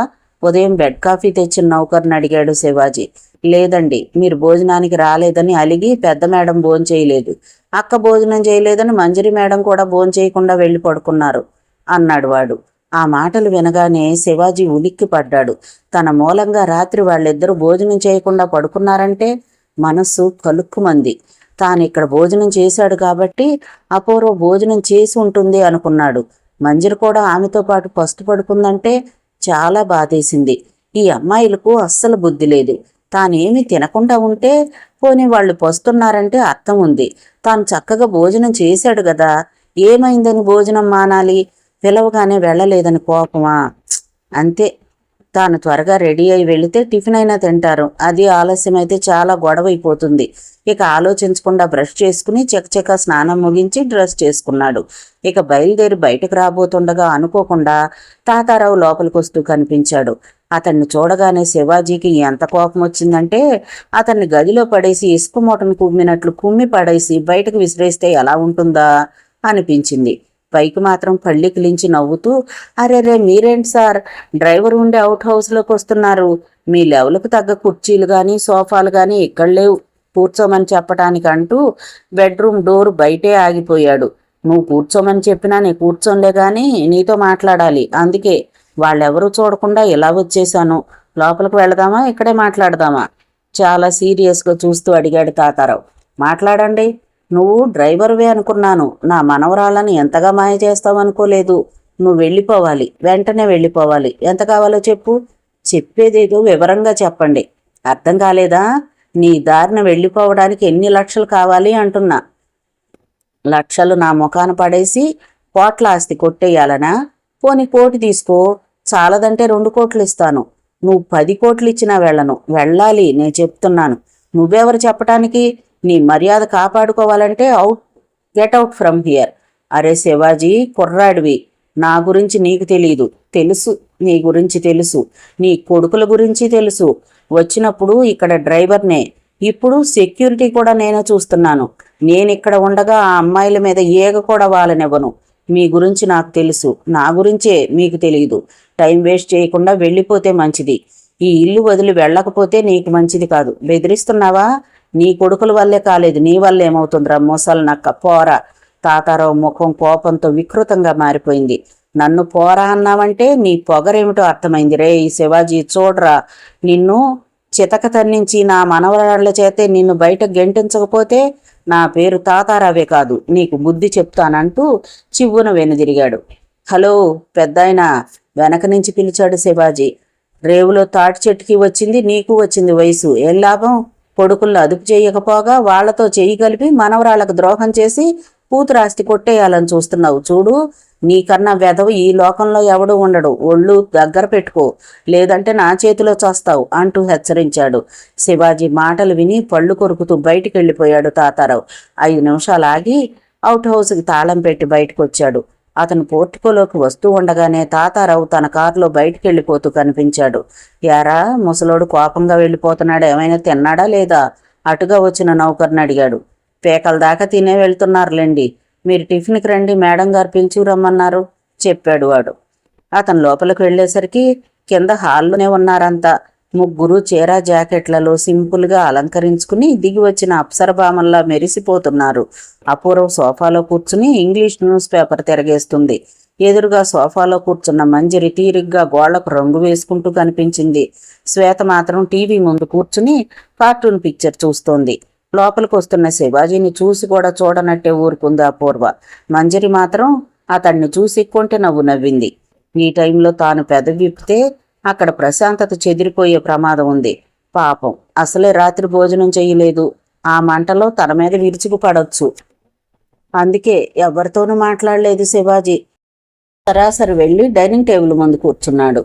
ఆకలవుతున్న వాళ్ళు ఎవరో త్వరగా రమ్మను, ఆఫీస్ టైం అవుతోంది అన్నాడు నౌకర్తో. వాడు వెళ్ళి చెప్పాడు. ముందుగా పేపర్ మడిచి పక్కన పడేసి లేచొచ్చింది అపూర్వ. ఆ వెనకే టీవీ ఆఫ్ చేసి శ్వేత కూడా వచ్చింది. కానీ మంజరి మాత్రం నెయిల్ పాలిష్ వేసుకుంటూ అక్కడే ఉండిపోయింది. ఏంటే, నీకు ప్రత్యేకించి బొట్టు పెట్టి పిలవాలా? టైం సెన్స్ బొత్తిగా లేకుండా పోతోంది, లేచిరా అంటూ ఆ కోపం ఈ కోపం చెల్లెల మీద చూపిస్తూ పెద్దగా అరిచింది అపూర్వ. మంజరి లేచి వచ్చేసింది. రావటం వచ్చి శివాజీ పక్కనే కూర్చుంది. ఏమిటి అక్కడ కూర్చున్నావురా, ఇటొచ్చి కూర్చో కసురుకుంది అపూర్వ. వస్తున్న నవ్వును బలవంతంగా ఆపుకున్నాడు శివాజీ. మంజరి ముఖం మార్చుకుంటూ వచ్చి ఈసారి శివాజీకి ఎదురుగా చైర్లో కూర్చుంది. వాడి పక్కన కూర్చుంటే దీనికెందుకు మంట? రాత్రి శివాజీ ఇక్కడ భోజనం చేయలేదని తాను భోజనమే మానేసింది. ఇప్పుడేమో అతని పక్కన కూర్చోవద్దంది. దీనికి అర్థమేంటి? అక్క శివాజీని లవ్ చేస్తోందా? మొదటిసారిగా ఆలోచనలో పడింది మంజరి. అపూర్వ ఎందుకు ఉడుక్కుందో శివాజీకి తెలుసు. ఆమె నోటితో అయితే ఇంతవరకు చెప్పలేదు గాని చేతల్లో అనేక సార్లు ఇలా అలకలు, కోపాలు, తాపాలు మామూలే. కానీ తన ఎదురుగా మంజరి కూర్చోవడమే శివాజీకి ఇబ్బందిగా ఉంది. అందుకే లేచి 4 సీట్లు అవతలకు జరిగి చివరగా కూర్చున్నాడు. నువ్వెందుకు దూరంగా వెళ్ళిపోయావు? వెంటనే అడిగింది అపూర్వ. ఏం లేదు, కోపంగా ఉన్నావు కదా, కాస్త దూరంగా ఉంటేనే మంచిదని అంటూ రవణమ్మ అందించిన టిఫిన్ ప్లేట్ తన ముందుకు లాక్కున్నాడు. దగ్గరగా ఉంటే కొడతాననా? ఈ మధ్య మరీ అతిగా నటించడం నీకు అలవాటైపోయింది. నా మాట అంటే ఇక్కడెవరికి లెక్క లేకుండా పోతోంది అంటూ దుమ్మదుమ్మలాడుతూనే టిఫిన్ తినటం మొదలుపెట్టింది. మొత్తానికి ఆ తర్వాత ప్రశాంతంగా టిఫిన్ ముగించారంతా. శ్వేతకు టిఫిన్ చేశాక బూస్ట్ తాగటం అలవాటు, మంజరికి హార్లిక్స్ అలవాటు. అపూర్వ మాత్రం కాఫీ తాగుతుంది. శివాజీ అలవాటు కూడా అదే. సరిగ్గా రాత్రి 9 గంటలకి ముందు శ్వేత తన కారులో ఫ్యాక్టరీకి వెళ్ళిపోయింది. ఆ వెనకే మంజరి బయలుదేరి వెళ్ళింది. చివరగా అపూర్వ బయలుదేరింది. మౌనంగానే వచ్చి కారులో అతని పక్కనే కూర్చుంది. కారును వీధిలోకి పోనిచ్చాడు శివాజీ. చాలాసేపు మౌనంగానే గడిచిపోయింది. సారీ, నా మూలంగా రాత్రి నువ్వు భోజనం చేయలేదు, ఐఎమ్ సారీ అంటూ చివరకు తనే పలకరించాడు. ఆమె మాట్లాడలేదు. అతని చేతిని తన చేతిలోకి తీసుకుంటూ భుజం మీద తలాంచుకుంది. ఆమె కళ్ళు చెమర్చటం గమనించాడు అతను. ఎందుకు అనవసరంగా నువ్వు బాధపడి నన్ను బాధ పెడతావు? నేను భోజనం చేశాను కదా, నువ్వెందుకు మానేయాలి? చిన్నగా కోప్పడుతూ అడిగాడు. మానకి ఏం చెయ్యాలి? ఎదురు ప్రశ్నించింది. అందరం సంతోషంగా ఒకేసారి భోజనం చేసేవాళ్ళం, అలాంటిది పక్కన నువ్వు లేకుండా నాకు తినబుద్ధేస్తుందా? అంతగా బ్రతిమాలించుకోవాలా? మగబుద్ధి చూపించావుగా అంది పైట చెంగుతో కళ్ళు తుడుచుకుంటూ. అంటే నీ ఉద్దేశం ఏంటి? నాది పురుషహంకారమనా? అలా అనుకోవడం లేదు. మరి నువ్వు పక్కన లేకుండా ఒక్క పూట నేను భోజనం చేయలేకపోయాను, కానీ నేను లేకపోయినా నువ్వు హ్యాపీగా భోజనం చేయగలిగావు. దీనికి అర్థం ఏంటో నీకే తెలియాలి. నాతో చెప్పించాలని చూడకు. అంటే నువ్వు నన్ను ప్రేమిస్తున్నావు. నాకు నీ మీద ప్రేమ లేదని అర్థమా? అయినా మన మధ్య అలాంటి బంధం ఏమీ లేదుగా. అది ప్రేమనే ఎందుకు అనుకోవాలి? ఇష్టం అని ఎందుకు అనుకోకూడదు? అనుకోవచ్చు. పంచదారన్నా, చీనీ అన్నా, చక్కెరన్నా అర్థం ఒకటే. ఆమె బదులు చెప్పకుండా కళ్ళు మూసుకుంది. మౌనం అర్థాంగీకారం అనుకోవాలా, లేక ఆమె మరేదన్నా అర్థాన్ని వెతుకుతోందా? తెలియటం లేదు. నిమిషం విరామం తర్వాత ఆమె లేచి పక్కకు జరిగి కూర్చుంది. నేను రాత్రి భోజనం మానేయటానికి అసలు కారణం చెప్పనా? అంది చిన్నగా. చెప్పు అన్నాడు. తాతయ్య వచ్చిన మొదటి రోజే ఇక్కడ ప్రశాంతత చెడిపోయింది. ఓ రోజు నాతో చెప్పకుండానే వెళ్ళిపోతావని భయం వేస్తోంది. మనసుకు చాలా కష్టం వేసింది. అందుకే భోజనం చేయలేకపోయాను. నీది అర్థం లేని భయం. నిన్ను వదిలి ఎక్కడికి వెళ్ళను. మాటివ్వు. మన మధ్య ఎన్ని సమస్యలు వచ్చినా నాతోనే ఉంటానని మాటివ్వు. ప్రామిస్ అంటూ ఆమె చేతిలో చెయ్యి వేసి మృదువుగా అదిమాడు. ఆమె శరీరం విద్యుద్ఘాతానికి గురైనట్లుగా జల్లుమంది. తెలియని పులకింత నిలువున ఆవరిస్తుండగా తిరిగి అతని భుజం మీద తల అంచుకుని కళ్ళు మూసుకుంది. దీన్నేమంటారు? ఇష్టమనే అంటారా? ప్రేమ కాదా? ఒంటిగా అడిగాడు అతను. కాదు అంది ముసిముసిగా నవ్వుతూ అపూర్వ. కారు ఆఫీస్ కట్టడం ఉన్న వీధిలోకి ఎంటర్ అయింది. 2 రోజులు ప్రశాంతంగా గడిచిపోయాయి. తాతారావు ఇక్కడే సెటిల్ అయిపోయాడు. తింటున్నాడు, ఉంటున్నాడు. పనుంటే బయటికెళ్ళొస్తున్నాడు. ఆయన ఎందుకు వచ్చాడో శివాజీకి బాగా తెలుసు. ఏదో కుతంత్రం చేస్తాడని ఊహిస్తున్నదే అయినా ఏం చేయబోతున్నాడో ఊహకి అందడం లేదు. కానీ అతని ప్రవర్తనలో మార్పు వచ్చింది. సర్దుకుపోతున్నాడు. మనవరాళ్ల మీద ఎక్కువ ప్రేమ ఒలకపోస్తున్నాడు. శివాజీ తమతో పాటే భోంచేస్తున్నా కామెంట్ చేయటం లేదు. అతని గురించి పట్టించుకోవడం పూర్తిగా మానేసినట్లుగా కనపడుతున్నాడు. ఈ పరిస్థితుల్లో పూర్తిగా నలిగిపోతున్నది ఎవరంటే మంజరి అని చెప్పుకోవాలి. తాతయ్య రాకముందు శివాజీతో చాలా చనువుగా ఉండగలిగేది. ఇప్పుడు ఆ అవకాశం లేదు. వాచ్ డాగ్లా తాతారావు అందరినీ గమనించటమే అందుకు కారణం. అక్కడికి ఆ రోజు ఉదయం లేవగానే శివాజీ కోసం అవుట్ హౌస్కి బయలుదేరింది. కానీ అప్పటికే తాతారావు గార్డెన్లో షికార్లు కొట్టడం చూడగానే ఆ ప్రయత్నాన్ని విరమించుకుంది. ఇక ఆగలేక రాత్రి 11 గంటలకి పిల్లిలా ఇంట్లోంచి బయటకొచ్చి అవుట్ హౌస్ వైపు చీకట్లో నడిచిపోయింది. అయితే ఆమె చేసిన పొరపాటేమంటే తన గది తలుపు మూసింది కానీ తాళం వేయలేదు. ఆ టైంలో మేడ మీదకి ఎవరొస్తారనే ధైర్యం ఆమెది. కానీ అలాంటి అవకాశం కోసమే కాచుకుని ఉన్న తాతారావు ఆమె మెట్లు దిగటం పసిగట్టేశాడు. ఆమె బయటికెళ్లి తలుపు ముయ్యగానే వేగంగా మేడ మీద ఆమె గదిలోకి వెళ్లి చప్పుడు కాకుండా 3 నిమిషాల్లో తన పని ముగించుకుని వేగంగా కిందికొచ్చేశాడు. తన గదిలోకి వెళ్లి కిటికీ తెరిచి బయటకు చూశాడు. మంజరి కనిపిస్తుందేమోనని. చీకట్లో ఏమీ తెలియలేదు. ఆమె ఎక్కడికి వెళ్ళిందనేది తనకు అనవసరం. తను వచ్చిన పని ముగించుకుని త్వరగా వెళ్ళిపోవాలి, అదే ముఖ్యం. అందుకే ఇక ఆలోచించకుండా డోర్ మూసి బోల్ట్ వేసుకుని హ్యాపీగా నిద్రపోయాడు. ఈ లోపల అవుట్ హౌస్ని చేరుకుంది మంజరి. చుట్టూ ఆవరణలోని పూల మొక్కల నుంచి సుగంధాలు మోసుకొస్తున్న మందగాలులు శరీరాన్ని తాకి విరకతాపాన్ని రేపుతున్నాయి. చిన్న చీకటిలో కూడా ఆమెను ఆపలేకపోతోంది. 5 రోజులైంది శివాజీతో గొడవపడి. మళ్లీ వీలు చెక్కలేదు. తనక్కడ నిద్ర పట్టక చస్తుంటే ఇక్కడ నిశ్చింతగా నిద్రపోతాడా చెప్తా అనుకుంటూ డోర్ నెట్ చూసింది. లోపల బోల్ట్ వేయటంతో సాధ్యపడలేదు. అలా కాదని బెడ్రూమ్ కిటికీల వద్దకెళ్ళింది. ఆ కిటికీ అద్దాలు రెండింటినీ గతంలో తనే పగలగొట్టేసింది. తిరిగి అద్దాలు పెట్టించలేదు వాటికి. కిటికీ తెరలు మూసి ఉన్నాయి. ఒక కిటికీ వెనక చేరి లోపలికి చూసింది. 0 బల్బు కాంతిలో బెడ్ మీద ప్రశాంతంగా నిద్రపోతూ కనిపించాడు శివాజీ. ఆ స్థితిలో అతన్ని చూస్తుంటే ఒళ్ళు మండిపోయింది మంజరికి. శివాజీ, నేనక్కడ విరహంతో నిద్రపట్టక చూస్తుంటే నువ్విక్కడ హ్యాపీగా నిద్రపోతావా? ఆగు, నీ పని చెప్తాననుకుంటూ పగిలిన అద్దం గుండా చెయ్యి లోపలికి పోనిచ్చి బోల్ట్ తీసి కిటికీ రెక్క తెరిచింది. లోపల ఐరన్ గ్రిల్ ఏదీ లేదు. కాబట్టి లోపలికి వెళ్ళడం ఆ పెద్ద కష్టమేమీ కాదు. మగరాయిళ్ళ నైటీ పైకి లాగి ఎక్కి కిటికీలో కూర్చుంది. ముందుగా ఓ కాలు లోపలికి వేసి తర్వాత రెండో కాలు కూడా లోపలికి తీసుకుని ఎప్పట్లా కిటికీ మూసేసి కర్టన్స్ సరిచేసి వెనుతిరిగింది. బెడ్ మీద అటు తిరిగి గాఢ నిద్రలో ఉన్నాడు శివాజీ. తలదిండి ఒకటి అందుకుని దబదబా శివాజీ వీపు మీద బాదింది. మంచి నిద్రలో ఉన్నాడేమో. ఏం జరిగిందో అర్థంగా అటు ఇటు దొర్లి బెడ్ బించి కిందపడి బాబోయ్ దయ్యం దయ్యం అంటూ అరిచాడు. అతని అరుపులు పూర్తిగాక ముందే ఉప్పు మూటలా మీదపడి తన అదరాలతో అతని నోరు మూసేసింది. ఊపిరాడక కాసేపు ఉక్కిరిబిక్కిరై ఆమెను పక్కకు తోసేసి లేచి కూర్చున్నాడు. అప్పటికి గాని నిద్రమత్తు నుంచి బయటపడలేదు అతను. వచ్చింది అపూర్వ మంజిరా. అర్థంగాక లైట్ స్విచ్ వేయబోతుంటే మరోసారి తలదిండితో అతని చేతి మీద బలంగా కొట్టింది. లైట్ వేయకు అంది ఆర్డర్ ఇస్తున్నట్లుగా. నేను దెయ్యంలా కనపడుతున్నానా అంటూ ముఖంలో ముఖం ఉంచి అడిగింది. అర్ధరాత్రి దెయ్యాలే వస్తాయి, మనుషులు రారు. ఓ మై గాడ్, నీతో చాలా ప్రమాదమే. మంచి నిద్రపాటు చేసింది గాక కొడతావా రాక్షసి అంటూ అరచేతిలో ఒక్కటిచ్చాడు. ఉన్నట్టుండి బెడ్ మీద కూర్చుంది. రెండు చేతుల్లో ముఖం దాచుకుని చిన్నగా ఏడ్చేసింది. లేచి కుర్చీ లాక్కుని కూర్చున్నాడు శివాజీ. అర్ధరాత్రి అంకమ్మ శివాలని ఏంటి నీ గోళ, ఎందుకొచ్చావు, ఎందుకు ఏడుస్తున్నావు అంటూ బద్ధకంగా ఆవులించాడు. నీ ప్రేమలో పడ్డాను చూడు, అంతా నా కర్మ, అందుకే ఏడుస్తున్నాను అంటూ కళ్ళు తుడుచుకుంది. వద్దు వద్దు అని చెప్తూనే ఉన్నాను, విన్నావా? పడితే నాదా తప్పు? అయినా మై గాడ్, వేసిన తలుపులు వేసినట్టే ఉన్నాయి, లోపలికి ఎలా వచ్చావు? కిటికీలోంచి దూకి వచ్చేశాను. ఎకనే నేను ఏట్లో దూకాలి. ఈ కళ కూడా ఉందా నీ దగ్గర? తెలిస్తే ముందే జాగ్రత్త పడేవాణ్ణి. నీతో గొడవ పడి 5 రోజులైంది తెలుసా? అందుకని ఇలా వచ్చేస్తావా? రాక ఏం చేయమంటావు? నీ మీద విరహంతో నిద్ర పట్టక చూస్తున్నాను. నువ్వేమో ఇక్కడ హ్యాపీగా నిద్రపోతున్నావు. నాకు కోపం వచ్చి కొట్టాను. ఓకే, నీ కోపం తీరిందిగా, ఇక వెళ్ళిపో. ఆమె కోపంగా చూసి మంచం ఎక్కేసి దర్జాగా అటు తిరిగి పడుకుంది. ఏంటిది, వెళ్ళవా? కంగారుగా అడిగాడు. ఆమె సమాధానం చెప్పకుండా ఊరుకుంది. ఏం చెప్పాలి?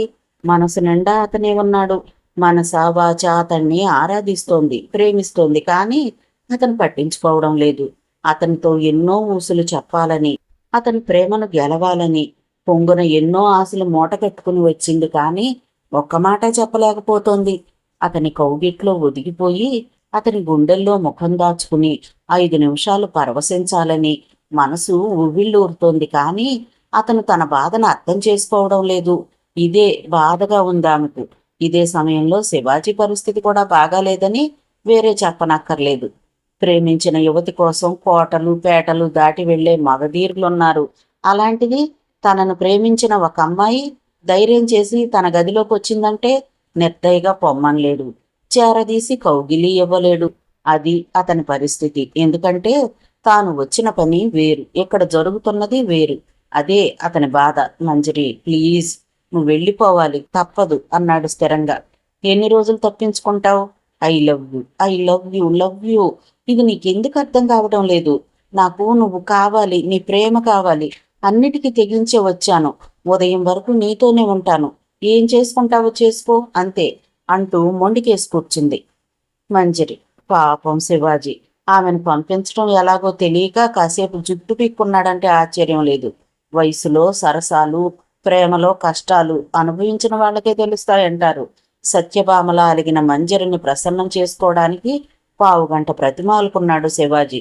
చివరకు మర్నాడు లంచ్కి తనతో వస్తానని అతను మాటిచ్చాక గాని ఆమె తృప్తి చెందలేదు.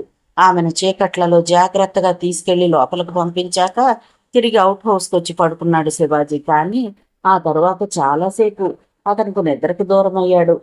ఆ రాత్రి మంజరి అవుట్ హౌస్కు వెళ్లడం ఆమె చేసిన పొరపాటు. ఎందుకంటే ఇంట్లో తాతారావు లాంటి ఒక కట్లపాము అవకాశం కోసం ఎదురు చూస్తోంది. ఆ విషయం తెలిసి కూడా మంజరి అలా బయటికి వెళ్ళడం ఖచ్చితంగా తప్పే. ఆ విషయం మర్నాడు 10 గంటలకు కానీ ఆమె గ్రహించలేకపోయింది. మర్నాడు ఆదివారం కాబట్టి ఇంట్లో ఆలస్యంగానే నిద్రలేచారు. ముందు రాత్రి భోజనాల సమయంలోనే అంతా మార్నింగ్ షో పిక్చర్కు పోదామని ప్రపోజ్ చేసింది శ్వేత. అపూర్వ కూడా ఓకే చేసింది. 10 గంటలకి అక్కా చెల్లెళ్ళు ముగ్గురు బయటకు వెళ్ళడానికి రెడీ కాసాగారు. ముందుగా అపూర్వ రెడీ అయి కిందకొచ్చి హాల్లో కూర్చుంది. కాసేపటికి శ్వేత కూడా వచ్చేసింది. మంజరి మాత్రం ఏదో వెతుకుతూ గదిలోంచి బయటికి రాలేదు. ఇంతలో శివాజీ లోపలికి వచ్చాడు. ఏమైంది, అంతా రెడీనా, బయలుదేరదామా అంటూ అడిగాడు. 1 మినిట్ అంటూ మేడ మీదకు చూసింది అపూర్వ. అంతలో బాల్కనీలోకి వచ్చింది మంజరి. అక్క, నా రవ్వల నెక్లెస్ కనిపించడం లేదు, నువ్వు గాని చూసావా అంటూ అడిగింది. అపూర్వ ఆశ్చర్యంగా చూసింది. ఏంటే, 10 లక్షల హారం కనపడడం లేదని సింపుల్గా చెప్తావు? నీ గదిలోకి ఎవరొస్తారు, సరిగ్గా చూడు, ఎక్కడో పెట్టుంటావు అంది.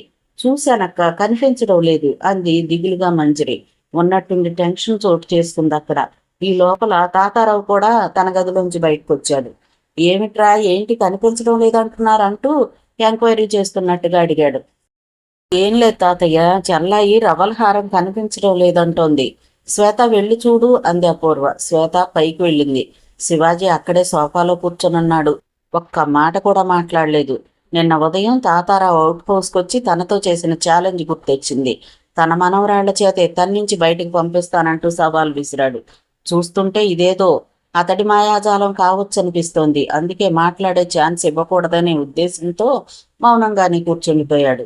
ఏంటమ్మా, అడ్డమైన వాళ్లను గుడ్డిగా నమ్మి ఇంట్లో ఉంచితే ఇలానే ఉంటుంది. డౌట్ లేదు, ఎవరూ తీయకుండా విలువైన వస్తువులు ఎలా పోతాయి, ఎవరో తీసే ఉంటారు అన్నాడు అపూర్వ పక్కనే కూర్చుంటూ తాతారావు. తాతయ్య, మీరు కాసేపు మౌనంగా ఉంటే బాగుంటుంది. ఈ ఇంట్లో ఇంతవరకు ఎప్పుడు దొంగతనం జరగలేదు అంది సీరియస్గా అపూర్వ. ఇప్పుడు జరిగిందిగా, చూస్తుంటే బాగా ఆనుపాను తెలిసిన వాళ్లే చేసుంటారనిపిస్తుంది. పోలీసులకు ఫోన్ చేయి, వాళ్లే నిజం నిగ్గు తేలుస్తారు అన్నాడు తిరిగి. అతని మాటలు అపూర్వకి ఇబ్బందిగా ఉన్నాయి. ఆ విషయం గమనించి ఇక మౌనంగా ఉండలేకపోయాడు శివాజీ.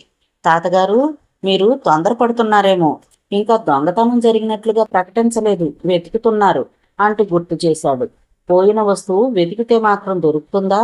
అపూర్వ, పనివాళ్ళని పిలిచాడుగు, 4 తగిలిస్తే వాళ్లే నిజం చెప్తారు.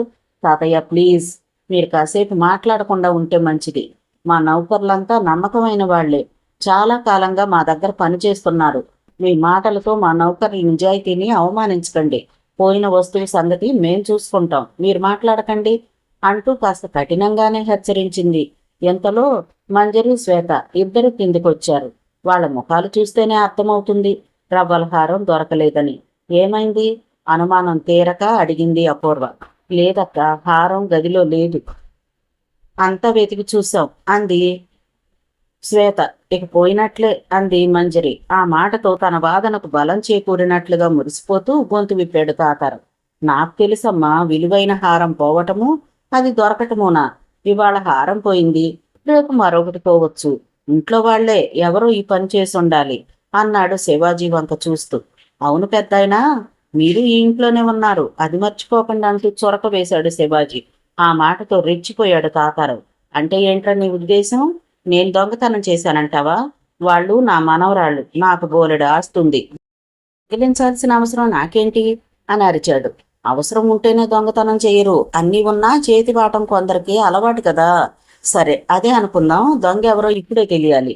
అపూర్వ, ఇంకా ఏంటమ్మా ఆలోచిస్తావు, పోలీసులకు ఫోన్ చేయి అంటూ సోఫాలోంచి లేచాడు తాతారావు. ఊహించని పరిస్థితి అపూర్వకు చికాకును తెప్పిస్తోంది. హ్యాపీగా పిక్చర్ ప్రోగ్రాం వేసుకోవడం ఏంటి, ఇప్పుడు ఈ హారం పోవడం ఏంటి, అసలు ఏం జరుగుతోంది ఇక్కడ?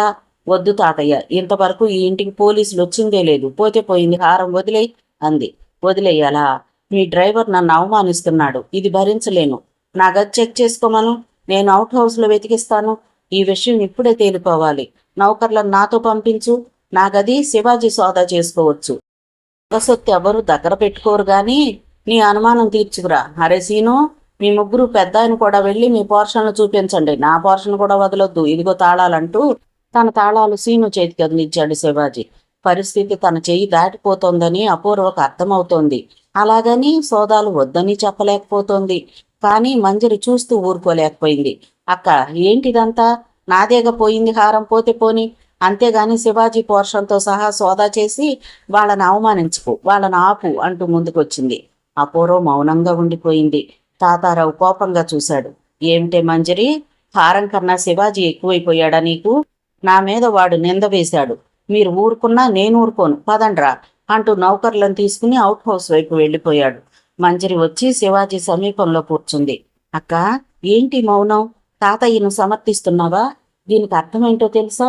నౌకర్లనే కాదు, నువ్వు శివాజీని కూడా అవమానిస్తున్నావు అంటూ అపూర్వని హెచ్చరించింది. అందులో అవమానమేముంది అంటూ వచ్చి అపూర్వ పక్కనే కూర్చుంది శ్వేత. హారం పోయిన మాట నిజమే కదా, ఎవరు తీశారు, ఎలా పోయింది తెలుసుకోవాలా వద్దా? దొంగను పట్టుకోవాలని తాతయ్య అంటుంటే నువ్వెందుకు మరీ ఫీల్ అయిపోతావు అంటూ మంజరిని నిలదీసింది. ఏయ్, నీకేం తెలియదు, నోరు మూసుకో. చెప్పక్క, తాతయ్యను ఆపుతావా లేదా అరిచింది మంజరి. ఆ మాట నన్ను అడుగుతావే, శివాజీని అడుగు. తాతయ్య ఇంట్లో ఉన్నంత వరకు నోరు విప్పకూడదని చిలక్కి చెప్పినట్టుగా చెప్పాను. అయినా వినకుండా వాదులాడి పరిస్థితిని ఎంతవరకు తెచ్చాడు. ఇక నా చేతుల్లో ఏముంది? ఏం జరుగుతుందో జరగని అంది శివాజీని కోపంగా చూస్తూ. శివాజీ కూడా సీరియస్గా సోఫాలోంచి లేచాడు. బాగుందండి, మీ తాతయ్య గారు నిందలేస్తుంటే చేతులు కట్టుకుని తలదించుకోవాలా? మాకేం అవసరం? తెలివైన వాళ్ళు పరిస్థితి శృతి మించకముందే జాగ్రత్త పడతారు. నన్ను నోరు మూసే కానీ ఆయన్ని కొంపలో చేరనివ్వద్దని చెప్పాను. నా మాట విన్నావా? ఎంతైనా పరాయి వాళ్ళం కదా అన్నాడు. అదే మరి, పరాయి వాడివని నేను అన్నానా అంటూ చివ్వున లేచి శివాజీతో గొడవకు దిగింది అపూర్వ. ఈ చర్చ ఓ పొలికి రాకముందే అవుట్ హౌస్కి వెళ్లిన నౌకర్లతో పాటుగా తాతారావు తిరిగి వచ్చాడు. అతని ముఖం ఉత్సాహంతో వెలిగిపోతోంది. వస్తూనే తన చేతిలో హారాన్ని మంజరికిచ్చాడు.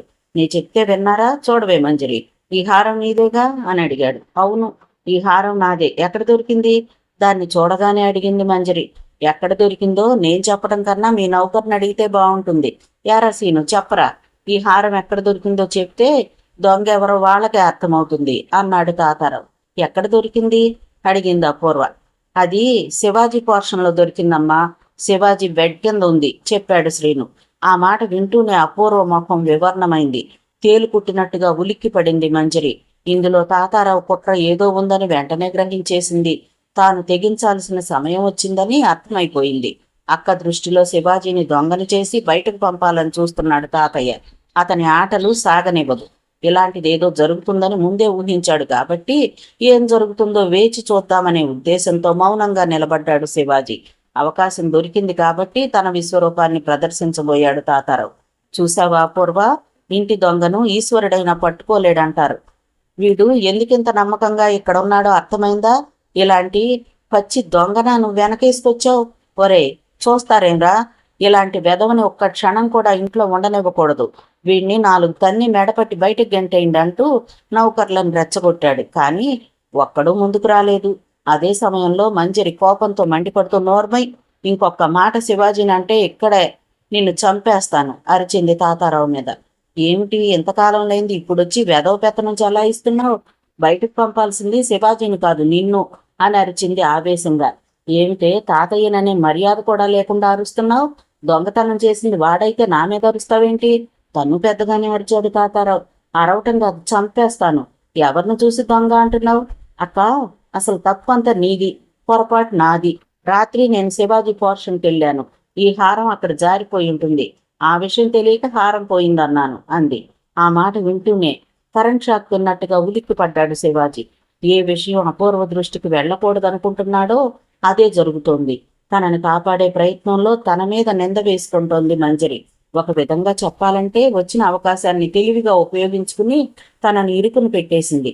ఓ మై గాడ్, ఈ పిల్ల తొందరపడుతోంది. కంగారును అణుచుకునే ప్రయత్నం చేశాడు శివాజీ, కానీ సాధ్యపడలేదు. మంజరి సమాధానం విని తాతారావు షాక్ అయ్యాడు. తన ప్లాన్ అంతా తల్లపిందులవుతోందని అర్థమైంది. ఇక అపూర్వకి ఏం చెప్పాలో, ఏం మాట్లాడాలో అర్థం కాలేదు. అసలు ఈ గొడవ ఎటు తిరిగి ఎడిపోతోందో అర్థం కాలేదు ఆమెకు. మంజరి శివాజీ పోర్షన్లోకి వెళ్ళడం ఏంటి? శివాజీ మీద తాను ఎన్నో ఆశలు పెట్టుకుంది, ఎంతగానో ఆరాధిస్తోంది. మరి ఇదేమిటి? ఏమిటి, నువ్వేమంటున్నావో అర్థమవుతుందా? నువ్వు శివాజీ పోర్షన్కి వెళ్ళడం ఏంటి? నిజం చెప్పు అరిచింది అపూర్వ. నేను నిజమే చెప్తున్నాను అంది స్థిరంగా మంజరి. అబద్ధం, మంజరి చెప్పేది అబద్ధం అరిచాడు శివాజీ. మంజరి చెప్పింది అబద్ధమైతే మరి నిజమేంటి? ఈ దొంగతనం నువ్వు చేసినట్టేగా నిలదీశాడు తాతారావు. ఒరే ముసలి నక్క, శివాజీని దొంగ అన్నావంటే నీ కళ్ళు పీకేస్తాను. నీకు అసలు సంబంధమే లేదు, నోరు మూసుకొని కూర్చో అంటూ పూనకం వచ్చినంత ఆవేశంగా అరిచింది మంజరి. అక్క, శివాజీ మాటలు నమ్మకు. నేను రాత్రి 11 గంటల తర్వాత శివాజీ గదిలోకి వెళ్ళాను. సుమారు గంట సేపు అక్కడే ఉన్నాను. అప్పుడే హారం జారిపోయి ఉంటుంది అంది. ఇంతలో శ్రీను ముందుకొచ్చాడు. అంతవరకు తన గుప్పెట్లో ఉంచుకున్న వస్తువును అపూర్వ ఎదుటిగా టీపై మీద ఉంచాడు. అది వెండి పట్టి మేడం, శివాజీ గదిలో దొరికింది చెప్పాడు. అపూర్వ మంజరి పాదాల వంక చూసింది. ఓ పాదానికి పట్టీ లేదు. శివాజీ నుదురు రుద్దుకున్నాడు. తాతారావు కంగు తిన్నాడు. మంజరి తన గదిలోకి రాలేదని శివాజీ బుకాయించడంతో పరిస్థితి తనకే అనుకూలంగా ఉందనుకున్నాడు. తన వాక్చాతుర్యంతో అతన్ని ఇరుకునబెట్టి దొంగతనం అంటగట్టి శాశ్వతంగా బయటకు పంపేయొచ్చని ఆశించాడు. కానీ ఈ వెండిపట్టి పానకంలో పుడకలా అడ్డుపడింది. వెండిపట్టి దొరికినట్టు ఈ నౌకరు వెధవ అక్కడే చెప్పుంటే తాను జాగ్రత్త పడేవాడు. ఇప్పుడు మంజరి శివాజీ గదిలోకి వెళ్ళలేదన్నా అపూర్వ నమ్మదు. ఆమె వెళ్ళిందనటానికి వెండిపట్టి రుజువుగా నిలిచింది. పిల్లిలా మంజరి బయటికి వెళ్లటం రాత్రి తాను చూశాడు. ఆమె వెళ్ళింది శివాజీ వద్దకని ఊహించలేక దారుణంగా దెబ్బతిన్నాడు. నువ్వు అసాధ్యుడురా శివాజీ. డ్రైవర్గా చేరి మంజర్ని వల్లో వేసుకుని ఇక్కడే సెటిల్ అయిపోయావు. నువ్వు మొక్క కాదు, పెద్ద మాను అని ఇప్పుడే కదా అర్థమవుతోంది. ఇక పరిస్థితి తన చెయ్యి దాటిపోయినట్టే. అందుకే ఇక నోరు విప్పలేదు తాతారావు. మొత్తం గొడవలో గొప్పగా షాక్ తిన్నది ఎవరయ్యా అంటే ఖచ్చితంగా అపూర్వ అని చెప్పాలి.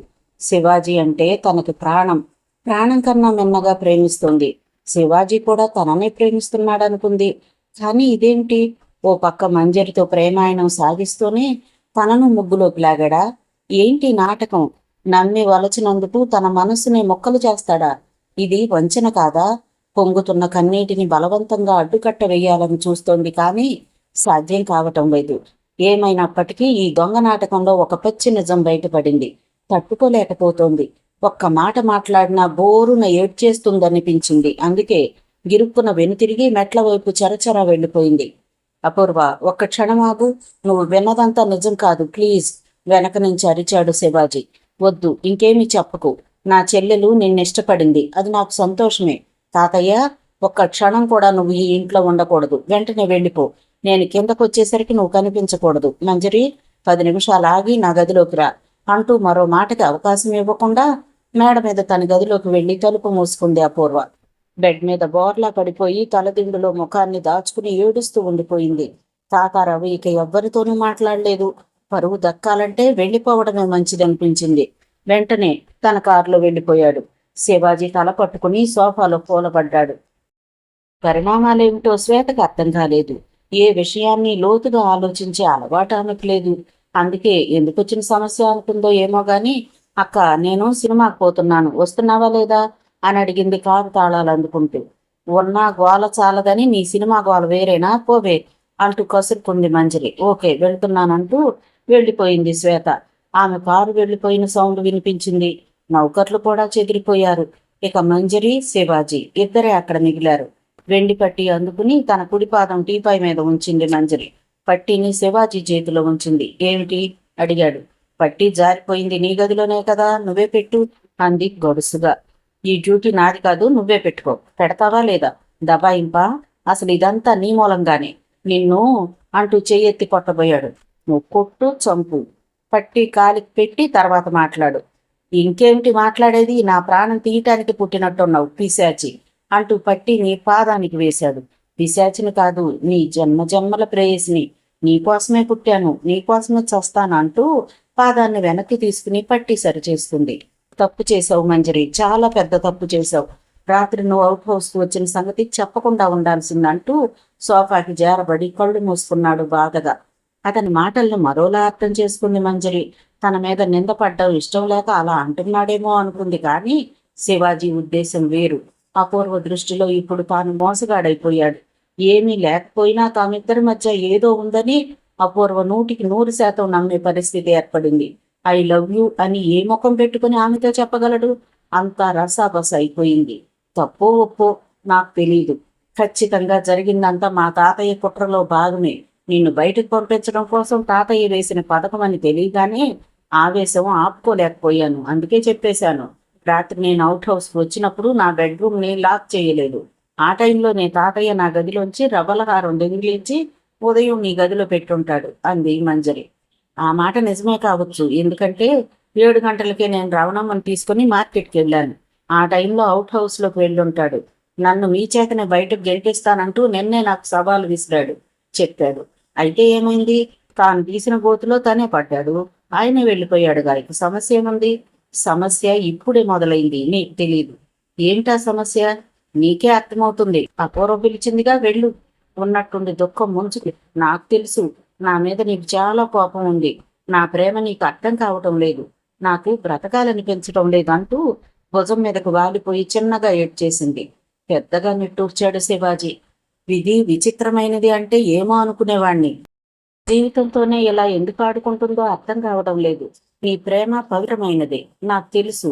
నీ ప్రేమను పొందటానికి అదృష్టం ఉండాలి. నాకు అదృష్టం ఉందేమో గాని అర్హత లేదు. అదే సమస్య. నీకన్నా ముందే నేను ఒక అమ్మాయికి మనసిచ్చాను.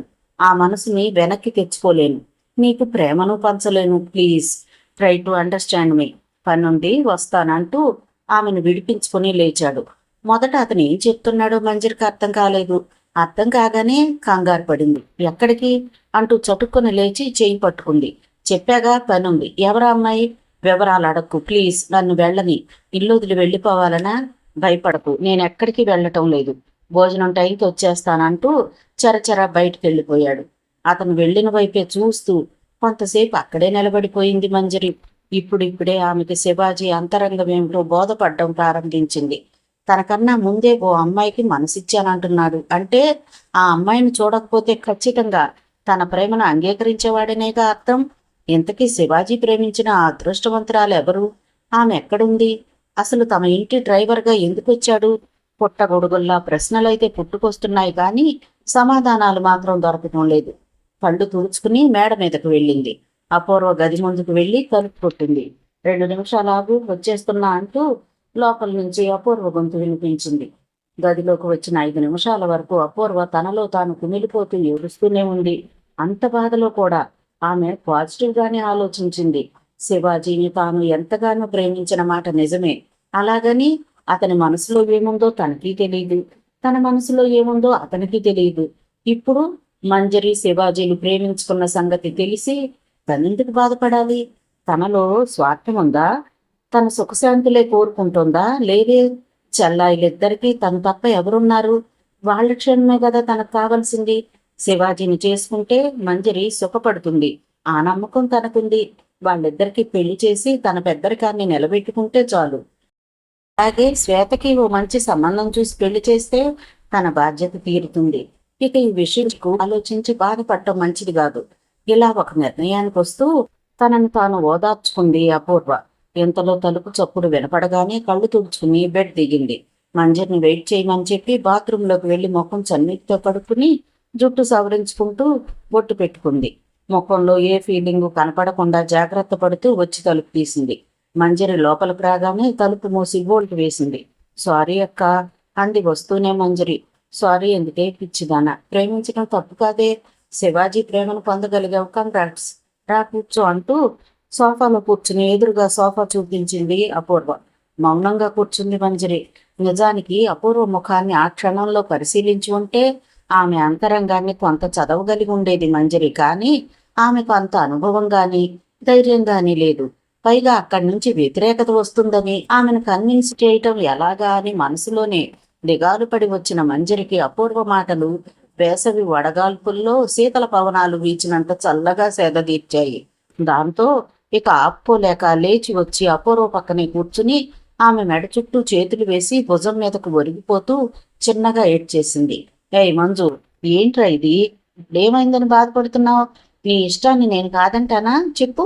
శివాజీతో మాట్లాడి మీ పెళ్లి జరిపిస్తా, సరేనా అంటూ వీపు తట్టి ఓదార్చింది.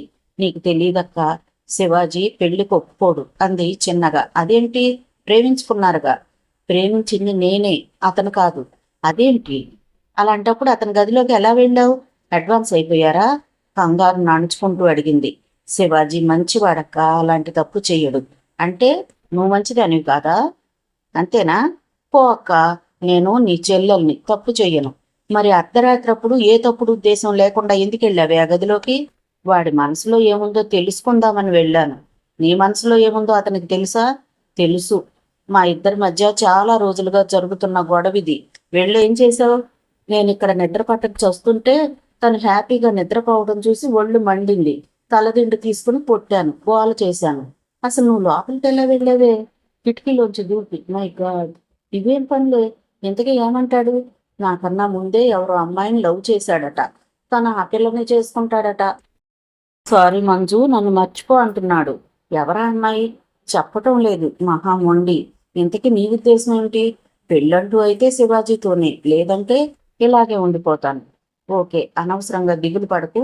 మీ పెళ్లి నేను జరిపిస్తాను. ఇంతకీ తాతయ్య ఉన్నాడా, వెళ్ళిపోయాడా? అప్పుడే వెళ్ళిపోయాడు. అసలు తాతయ్య మూలంగానే అల్లరైపోయింది. మన చేత మెడ పట్టించి బయటకు గెంటిస్తానంటే శివాజీకి సవాలు విసిరాడట. ఏదో వంకతో శివాజీని మనకు దూరం చేస్తే గాని తమ ఆటలు సాగవని దుర్బుద్ధితోనే వచ్చి ఇక్కడ మకాం వేశాడు తాతయ్య. తనే హారం దొంగిలించి శివాజీ గదిలో ఉంచాడు. ఊహించాను, అందుకే వెళ్ళిపోమని చెప్పాను. శివాజీ ఎక్కడా? బయటికి వెళ్ళాడు. ఎక్కడికి? తెలీదు, లంచ్ టైంకి వచ్చేస్తానన్నాడు. శ్వేత? అది సినిమాకి వెళ్ళిపోయింది. శివాజీకి ఫోన్ చేయి, వెంటనే ఇంటికి రమ్మను. అసలే నా మీద కోపంగా ఉన్నాడు. నీ సెల్ నుంచి ఫోన్ చేయి అంది మంజరి. అపూర్వ ఫోన్ చేసింది. అవతల ఫోన్ రింగ్ అవుతోంది కానీ శివాజీ లిఫ్ట్ చేయలేదు. సెల్ ఆఫ్ చేసి పక్కన పడేసింది అపూర్వ. ఓ గంట నిద్రపోతాను, శివాజీ వచ్చాక లేపు అంది. సరే అక్క అంటూ వెళ్ళిపోవడానికి లేచింది మంజరి. ఏయ్, శివాజీతో నేను మాట్లాడతా గానీ నువ్వేమి గొడవ పడకు. అలాగే అంటూ బయటికి వెళ్ళిపోయింది మంజరి. డోర్ క్లోజ్ చేసుకుని నిద్రకు ఉపక్రమించింది అపూర్వ. కళ్ళ ముందు శివాజీ నెదులుతున్నాడు. కొను కొలకల నుంచి వెచ్చని కన్నీరు పొంగుతోంది. ఎవరా అమ్మాయి? అంత గాఢంగా ప్రేమించాడా? ఆ అమ్మాయి తను కాదు కదా? అదే నిజమైనా ఇప్పుడు అతని ప్రేమను తాను అంగీకరించలేదు. తనకన్నా తన సోదరి సుఖం తనకు ముఖ్యం. శివాజీకి నచ్చ చెప్పాలి. వాళ్ళిద్దరి పెళ్లి జరిపించాలి. ప్రస్తుతం తన ముందున్న లక్ష్యం అదే. ఎడతెగని ఆలోచనల మధ్య ఎప్పటికో నెమ్మదిగా నిద్రలోకి జారుకుంది అపూర్వ. అదే సమయంలో గేటు ముందు ఆటో దిగాడు శివాజీ. తలుపు కొట్టగానే గేట్ కీపర్ డోర్ తెరిచాడు. శివాజీ ఫుల్గా మందు కొట్టున్నాడు. ఆ స్థితిలో ఎప్పుడు అతన్ని అలా చూడలేదు గేట్ కీపర్. అందుకే భయపడ్డాడు. కానీ శివాజీ తిరిగి కూడా చూడకుండా లాన్కి అడ్డం పడి తూలుతూ తిన్నగా అవుట్ హౌస్కి వెళ్ళిపోయాడు. అతను వచ్చిన విషయం కాస్త ఆలస్యంగా తెలిసింది మంజరికి. ఆమె వెళ్లేసరికి బెడ్ మీద గాఢ నిద్రలో ఉన్నాడు అతను. గొప్పన లిక్కర వాసన వచ్చింది.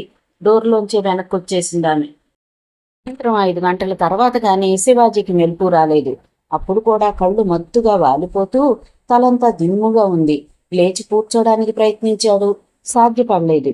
పక్కన ఎవరో వచ్చి భుజం పట్టుకుని లేపటానికి సాయం చేశారు. తల తిప్పి చూస్తే మంజరి కనిపించింది. గతంలో ఎప్పుడన్నా ఉత్సాహంగా ఉన్నప్పుడు ఫ్రెండ్స్తో కొద్దిగా విసికి పుచ్చుకునేవాడు. కానీ ఎప్పుడు లిమిట్స్ దాటి ఎరగడు. ఇక్కడికి వచ్చాక మందు గురించి పూర్తిగా మర్చిపోయాడు. ఈ పరిస్థితిలో ఉదయం జరిగిన పరిణామాలు అతన్ని పూర్తిగా కలచివేశాయి. అపూర్వ ముఖం చూడాలంటే ఇబ్బందిగా ఉంది. అందుకే బయటకు వెళ్లి బార్లో కూర్చున్నాడు. వద్దనుకుంటూనే ఆ బాటిల్ ఖాళీ చేసి బిర్యానీ తినేసి ఇంటికి ఎలా చేరుకున్నాడో అతనికే తెలియదు. బెడ్ మీద వాలగానే నిద్ర పెట్టేసింది. మెలకు వచ్చినా ఆ ఎఫెక్ట్ నుంచి బయటపడలేకపోతున్నాడు. అతని పరిస్థితి చూసి చిన్నగా యోగ్ చేసింది మంజరి. నువ్వెందుకు ఏడుస్తున్నావు? నా పరిస్థితి ఏంటో అర్థం కాక నేను ఏడవాలి. ఎనీవే సారీ, ఇప్పుడే వస్తానంటూ బాత్రూమ్ వైపు పోబోతూ తిరిగి తూలి పడిపోబోయాడు. వెంటనే అతన్ని వాటేసుకుని పట్టుకుంది మంజరి. అతన్ని బాత్రూంలోకి పంపించి తలుపు మూసి వెనక్కి వచ్చింది. లోపలికి వెళ్ళినవాడు 15 గంట తర్వాత కానీ బయటకు రాలేదు. తల స్నానం చేసి లుంగి కట్టుకుని వచ్చాడు. ఇప్పుడు కొంచెం ఫ్రెష్గా కనిపిస్తున్నాడు. వచ్చి సోఫాలో కూలబడ్డాడు. నిమ్మరసం పిండిన మజ్జిగ గ్లాస్ అతనికి అందించింది మంజరి. ఆమె వంక చూశాడు.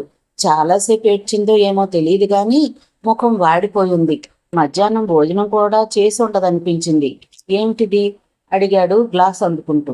తాగింది దిగాలిగా, మజ్జిగ తాగు అంది పొడిగా. థ్యాంక్స్ అంటూ చల్లటి మజ్జిగ తాగి గ్లాస్ పక్కన పెట్టాడు.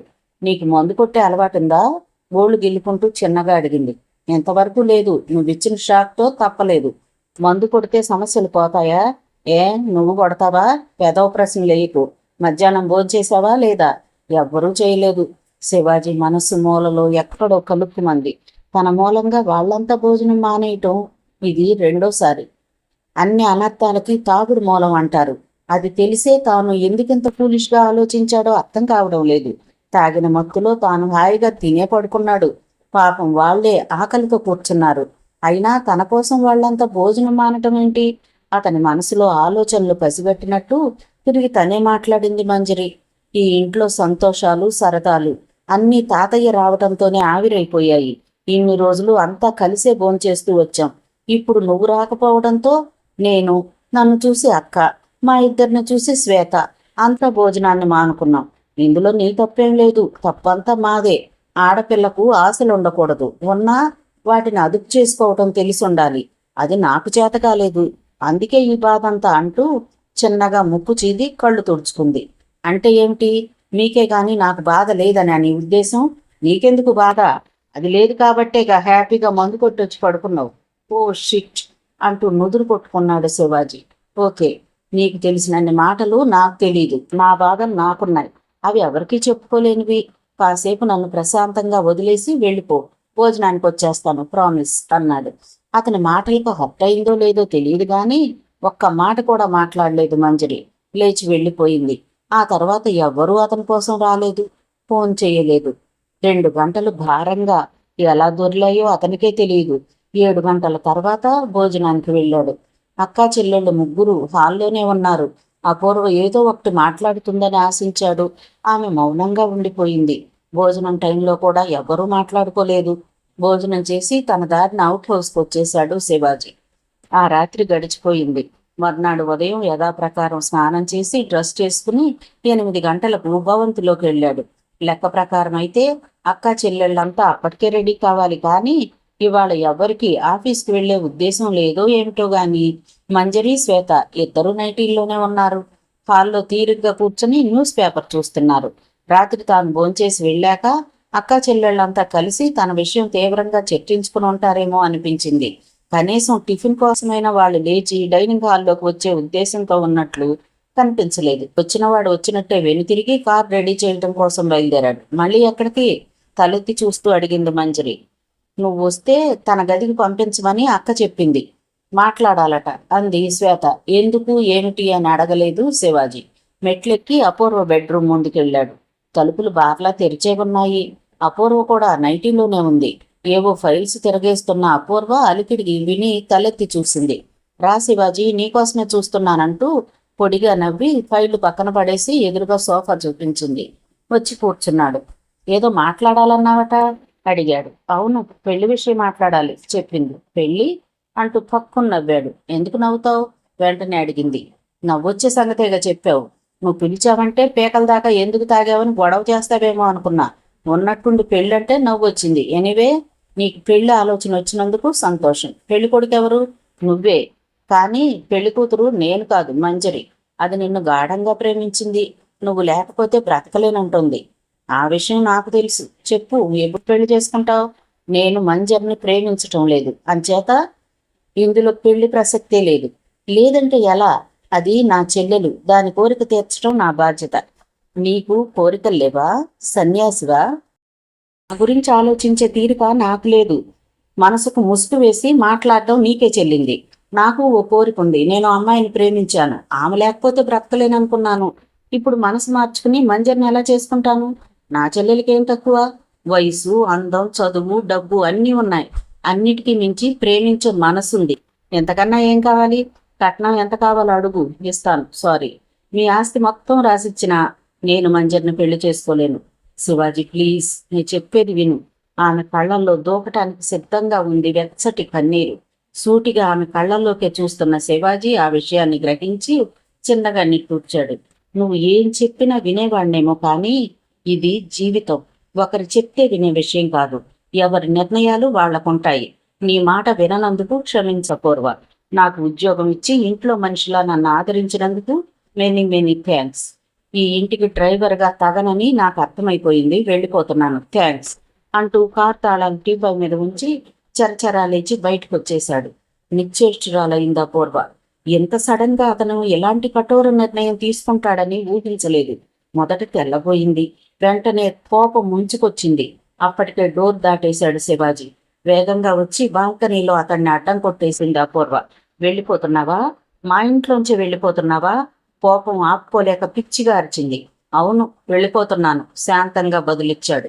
ఎక్కడికి వెళుతున్నావు? ఎక్కడి నుంచి వచ్చానో అక్కడికే వెళ్ళిపోతాను. మా కర్మకు వదిలేసి వెళ్ళిపోతానంటావు. న్యాయంగా ఉందా? నాకు న్యాయంగానే ఉంది. నువ్వు వెళ్ళిపోవడమే సమస్యకు పరిష్కారం అనుకుంటున్నావా? నాకు బదులు చెప్పు. చెప్పాలి. తను కోపంగానే అడిగాడు. పరిష్కారమే కావాలనుకుంటే నేను చెప్తాను. ఇంటికి పెద్ద కూతురివి. నీ పెళ్లి కాకుండా నీ చెల్లెలి పెళ్లి ఎలా చేద్దామనుకుంటున్నావు? నీ పెళ్లి సంగతి చెప్పు, తర్వాత మంజరి గురించి మాట్లాడు. నాకు పెళ్లి చేసుకునే ఉద్దేశం లేదు. ఎందుకు లేదు? మాట్లాడవే. వయసు లేదా? ఉప్పు కారం తినటం లేదా? మగతోడు అక్కర్లేదనుకుంటున్నావా? పెద్దరికం నెత్తినేసుకుని చెల్లెళ్ళ పెళ్లి చేసి నువ్వు ఒంటరిగా మిగిలిపోయి గొప్ప త్యాగశీలిగా చరిత్రలో నిలిచిపోవాలనుకుంటున్నావా? అపూర్వ దగ్గర అతని ప్రశ్నలకి సమాధానం లేదు. గొంతు పెగల్లేదు. దాంతో అసహనం పెచ్చిమీరింది. నా పర్సనల్ విషయాలు వద్దు. నువ్వు వెళ్ళడానికి వీల్లేదు. మంజర్ని నువ్వు పెళ్లి చేసుకోవాలి అంతే అంది. నన్ను ఆపలేవు, తప్పుకో అంటూ ఆమెను తోసుకుని పోబోయాడు. కానీ అతను భుజం పట్టుకుని వదల్లేదు అపూర్వ. ఇక్కడ విశేషం ఏమంటే తామిద్దరూ ఓపెన్ బాల్కనీలో ఉన్నారని ఇద్దరూ మర్చిపోయారు. దిగువన హాల్లోకి వారి మాటలు స్పష్టంగా వినిపిస్తున్నాయి. మంజరి, శ్వేతలు ఆశ్చర్యంగా తామిద్దరిని గమనిస్తున్నారన్న సంగతి కూడా వాళ్లకు తెలియదు. గొడవ పెరిగేలా ఉందని శ్వేత మేడ మీద పోబోతుంటే వెంటనే చెల్లెలు చేయి పట్టుకుని ఆపేసింది మంజరి. అపూర్వ, శివాజీల మధ్య ఎంత చనువుందని మంజరికి అస్సలు తెలియదు. ఎప్పుడు గంభీరంగా పెద్ద మనిషి తరహాగా ఉండే అక్క అపూర్వ మాత్రమే తెలుసు ఆమెకు. ఇప్పుడు కొత్త అనుమానం ఉప్పెనలా ఆమె గుండెల్ని తాగుతోంది. శివాజీ ప్రేమించిన అమ్మాయి అక్క కాదు కదా. అక్క ఇష్టపడింది శివాజీనా? తాను ప్రేమించి ఆరాధించింది ఏమిటి విపరీతం? చేష్టలు దక్కి బాల్కనీలోకి చూస్తోంది మంజరి. వెళ్ళకు శివాజీ, ప్లీజ్, నా మాటని విను అర్థిస్తోంది అపూర్వ. ఎందుకు వినాలి? చిరాగ్గా అరిచాడు శివాజీ. చెప్పు, ఎందుకు వినాలి? నీకన్నా నీ చెల్లెలేనయం. తప్పో రైటో ఐ లవ్ యూ అంటూ మనసులో మాట చెప్పేసింది. కానీ నువ్వు ఇష్టం ఇష్టం అంటూ రోజులు గడిపి నన్ను కష్టాల్లోకి నెట్టేశావు. పరిస్థితి ఇంతవరకు తెచ్చింది నువ్వు. నీ మనసులో ఉన్నది ఇష్టం కాదు, అంతకు మించిన ప్రేమని నాకు తెలుసు. అబద్ధం, నేను నిన్ను ప్రేమించలేదు. లేదని బొకాయించి నిన్ను నువ్వే కాదు నన్ను మోసం చేస్తున్నావు. ఎంతకాలం, ఇంకా ఎంతకాలం ఈ దాగుడు మూతలు అంటూ ఇక ఆపుకోలేని ప్రేమోద్వేగంతో విసురుగా ఆమెను లాగి కౌగిట బంధించేసి ఆమె పెదవుల్ని గాఢంగా ముద్దు పెట్టుకున్నాడు. కొద్ది క్షణాలు అతని కౌగిట వ్యవస అయిపోయింది అపూర్వ. ఆమె మనసులో తుఫాను చెలరేగుతోంది. తన ప్రేమను అంగీకరిస్తే మంజరికి ద్రోహం చేసినట్లవుతుంది. ఆమె తట్టుకోలేదు. పిచ్చి కోపం, ఆవేశం, నిస్సహాయత అన్నీ ఒక్కసారిగా అపూర్వను ఉక్కిరి బిక్కిరి చేస్తుంటే బలవంతంగా అతని కౌగిలి విడిపించుకుంటూ చెంప చెళ్ళు మనిపించింది. నేను నిన్ను లవ్ చేయటం లేదు, అర్థం కావటం లేదా అంటూ 2 చెంపలు కొట్టింది. ఆమె చేతులు పట్టి ఆపి విసురుగా వెనక్కి తోశాడు. చాలు, ఈ నాటకానికి ఎంతటితో తెరదించేద్దాం అన్నాడు ఆవేశంగా. నీలాంటి మోసగత్తెను ప్రేమించి ఎంత తప్పు చేశానో ఇప్పుడు నాకు అర్థమవుతోంది. నా కంచంలో ఎంగిలి తీసుకు తిన్నప్పుడు అది ప్రేమ కాదా? కారులో నా పక్కన భుజం మీద తల అంచుకుని ప్రయాణించింది ప్రేమ కాదా? ఆఫీస్ ఎక్కొట్టి నాతో సినిమాలకి షికార్లకు తిరిగింది ప్రేమ కాదా?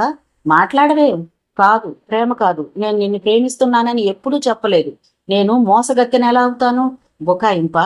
ఇంకా బుకాయించాలా అంటూ కోపం ఆపుకోలేక చాచి చెంప మీద కొట్టాడు. చెల్లెల కోసం మన ప్రేమను బలి చేయాలని చూస్తే చంపేస్తాను. తప్పు నాదే, నీది కాదు.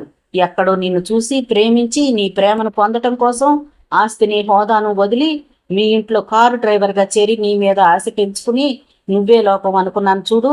తప్పంతా నాదే. నువ్వు ఒక్క మాట ఐ లవ్ యూ అని చెప్పుంటే ఆ రోజే మన గురించి మంజరికి చెప్పేసి ఉండేవాణ్ణి. అది నా చుట్టూ తిరిగేదే కాదు. ఇటు నీ ప్రేమను పొందలేక, అటు మంజరిని అంగీకరించలేక నరకం నరకం అనుభవించాను. నీకేం తెలుసు? నిన్ను ప్రేమించలేదని ఒక్క మాటతో లెక్క సరిచేసేసి నీ చెల్లెలతో నా పెళ్లి చెయ్యాలని చూస్తున్నావు. అంతకన్నా వంచన మరొకటి ఉండదు.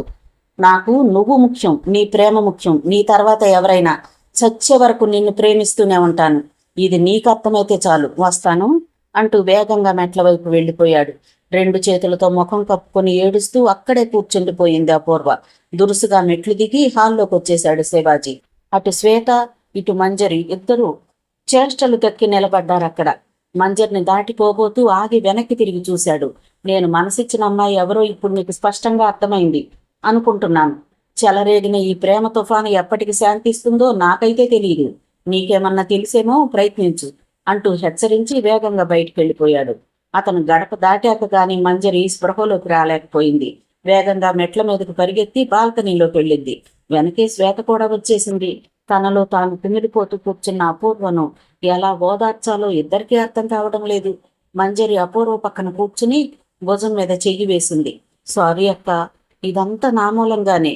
మీ ప్రేమ గురించి నిజంగా నాకు తెలీదు. తెలిస్తే శివాజీ వంక కన్నెత్తి కూడా చూసేదాన్నే కాదు అంది ఎంతో బాధపడిపోతూ. లేదు, నేను శివాజీని ప్రేమించటం లేదు అంది దుఃఖాన్ని ఆపుకుంటూ అపూర్వ. ఇంకా ఎందుకు అక్క దాస్తావు? శివాజీ ఖచ్చితంగా మాట్లాడాడు. అతని ప్రేమలో నిజాయితీ ఉంది, న్యాయం ఉంది, మంచితనం ఉంది.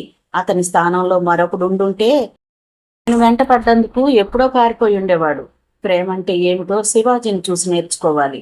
అతడు మన ఇంటికి వచ్చింది నీ కోసం అంచేత శివాజీని నువ్వు చేసుకోవటమే న్యాయం.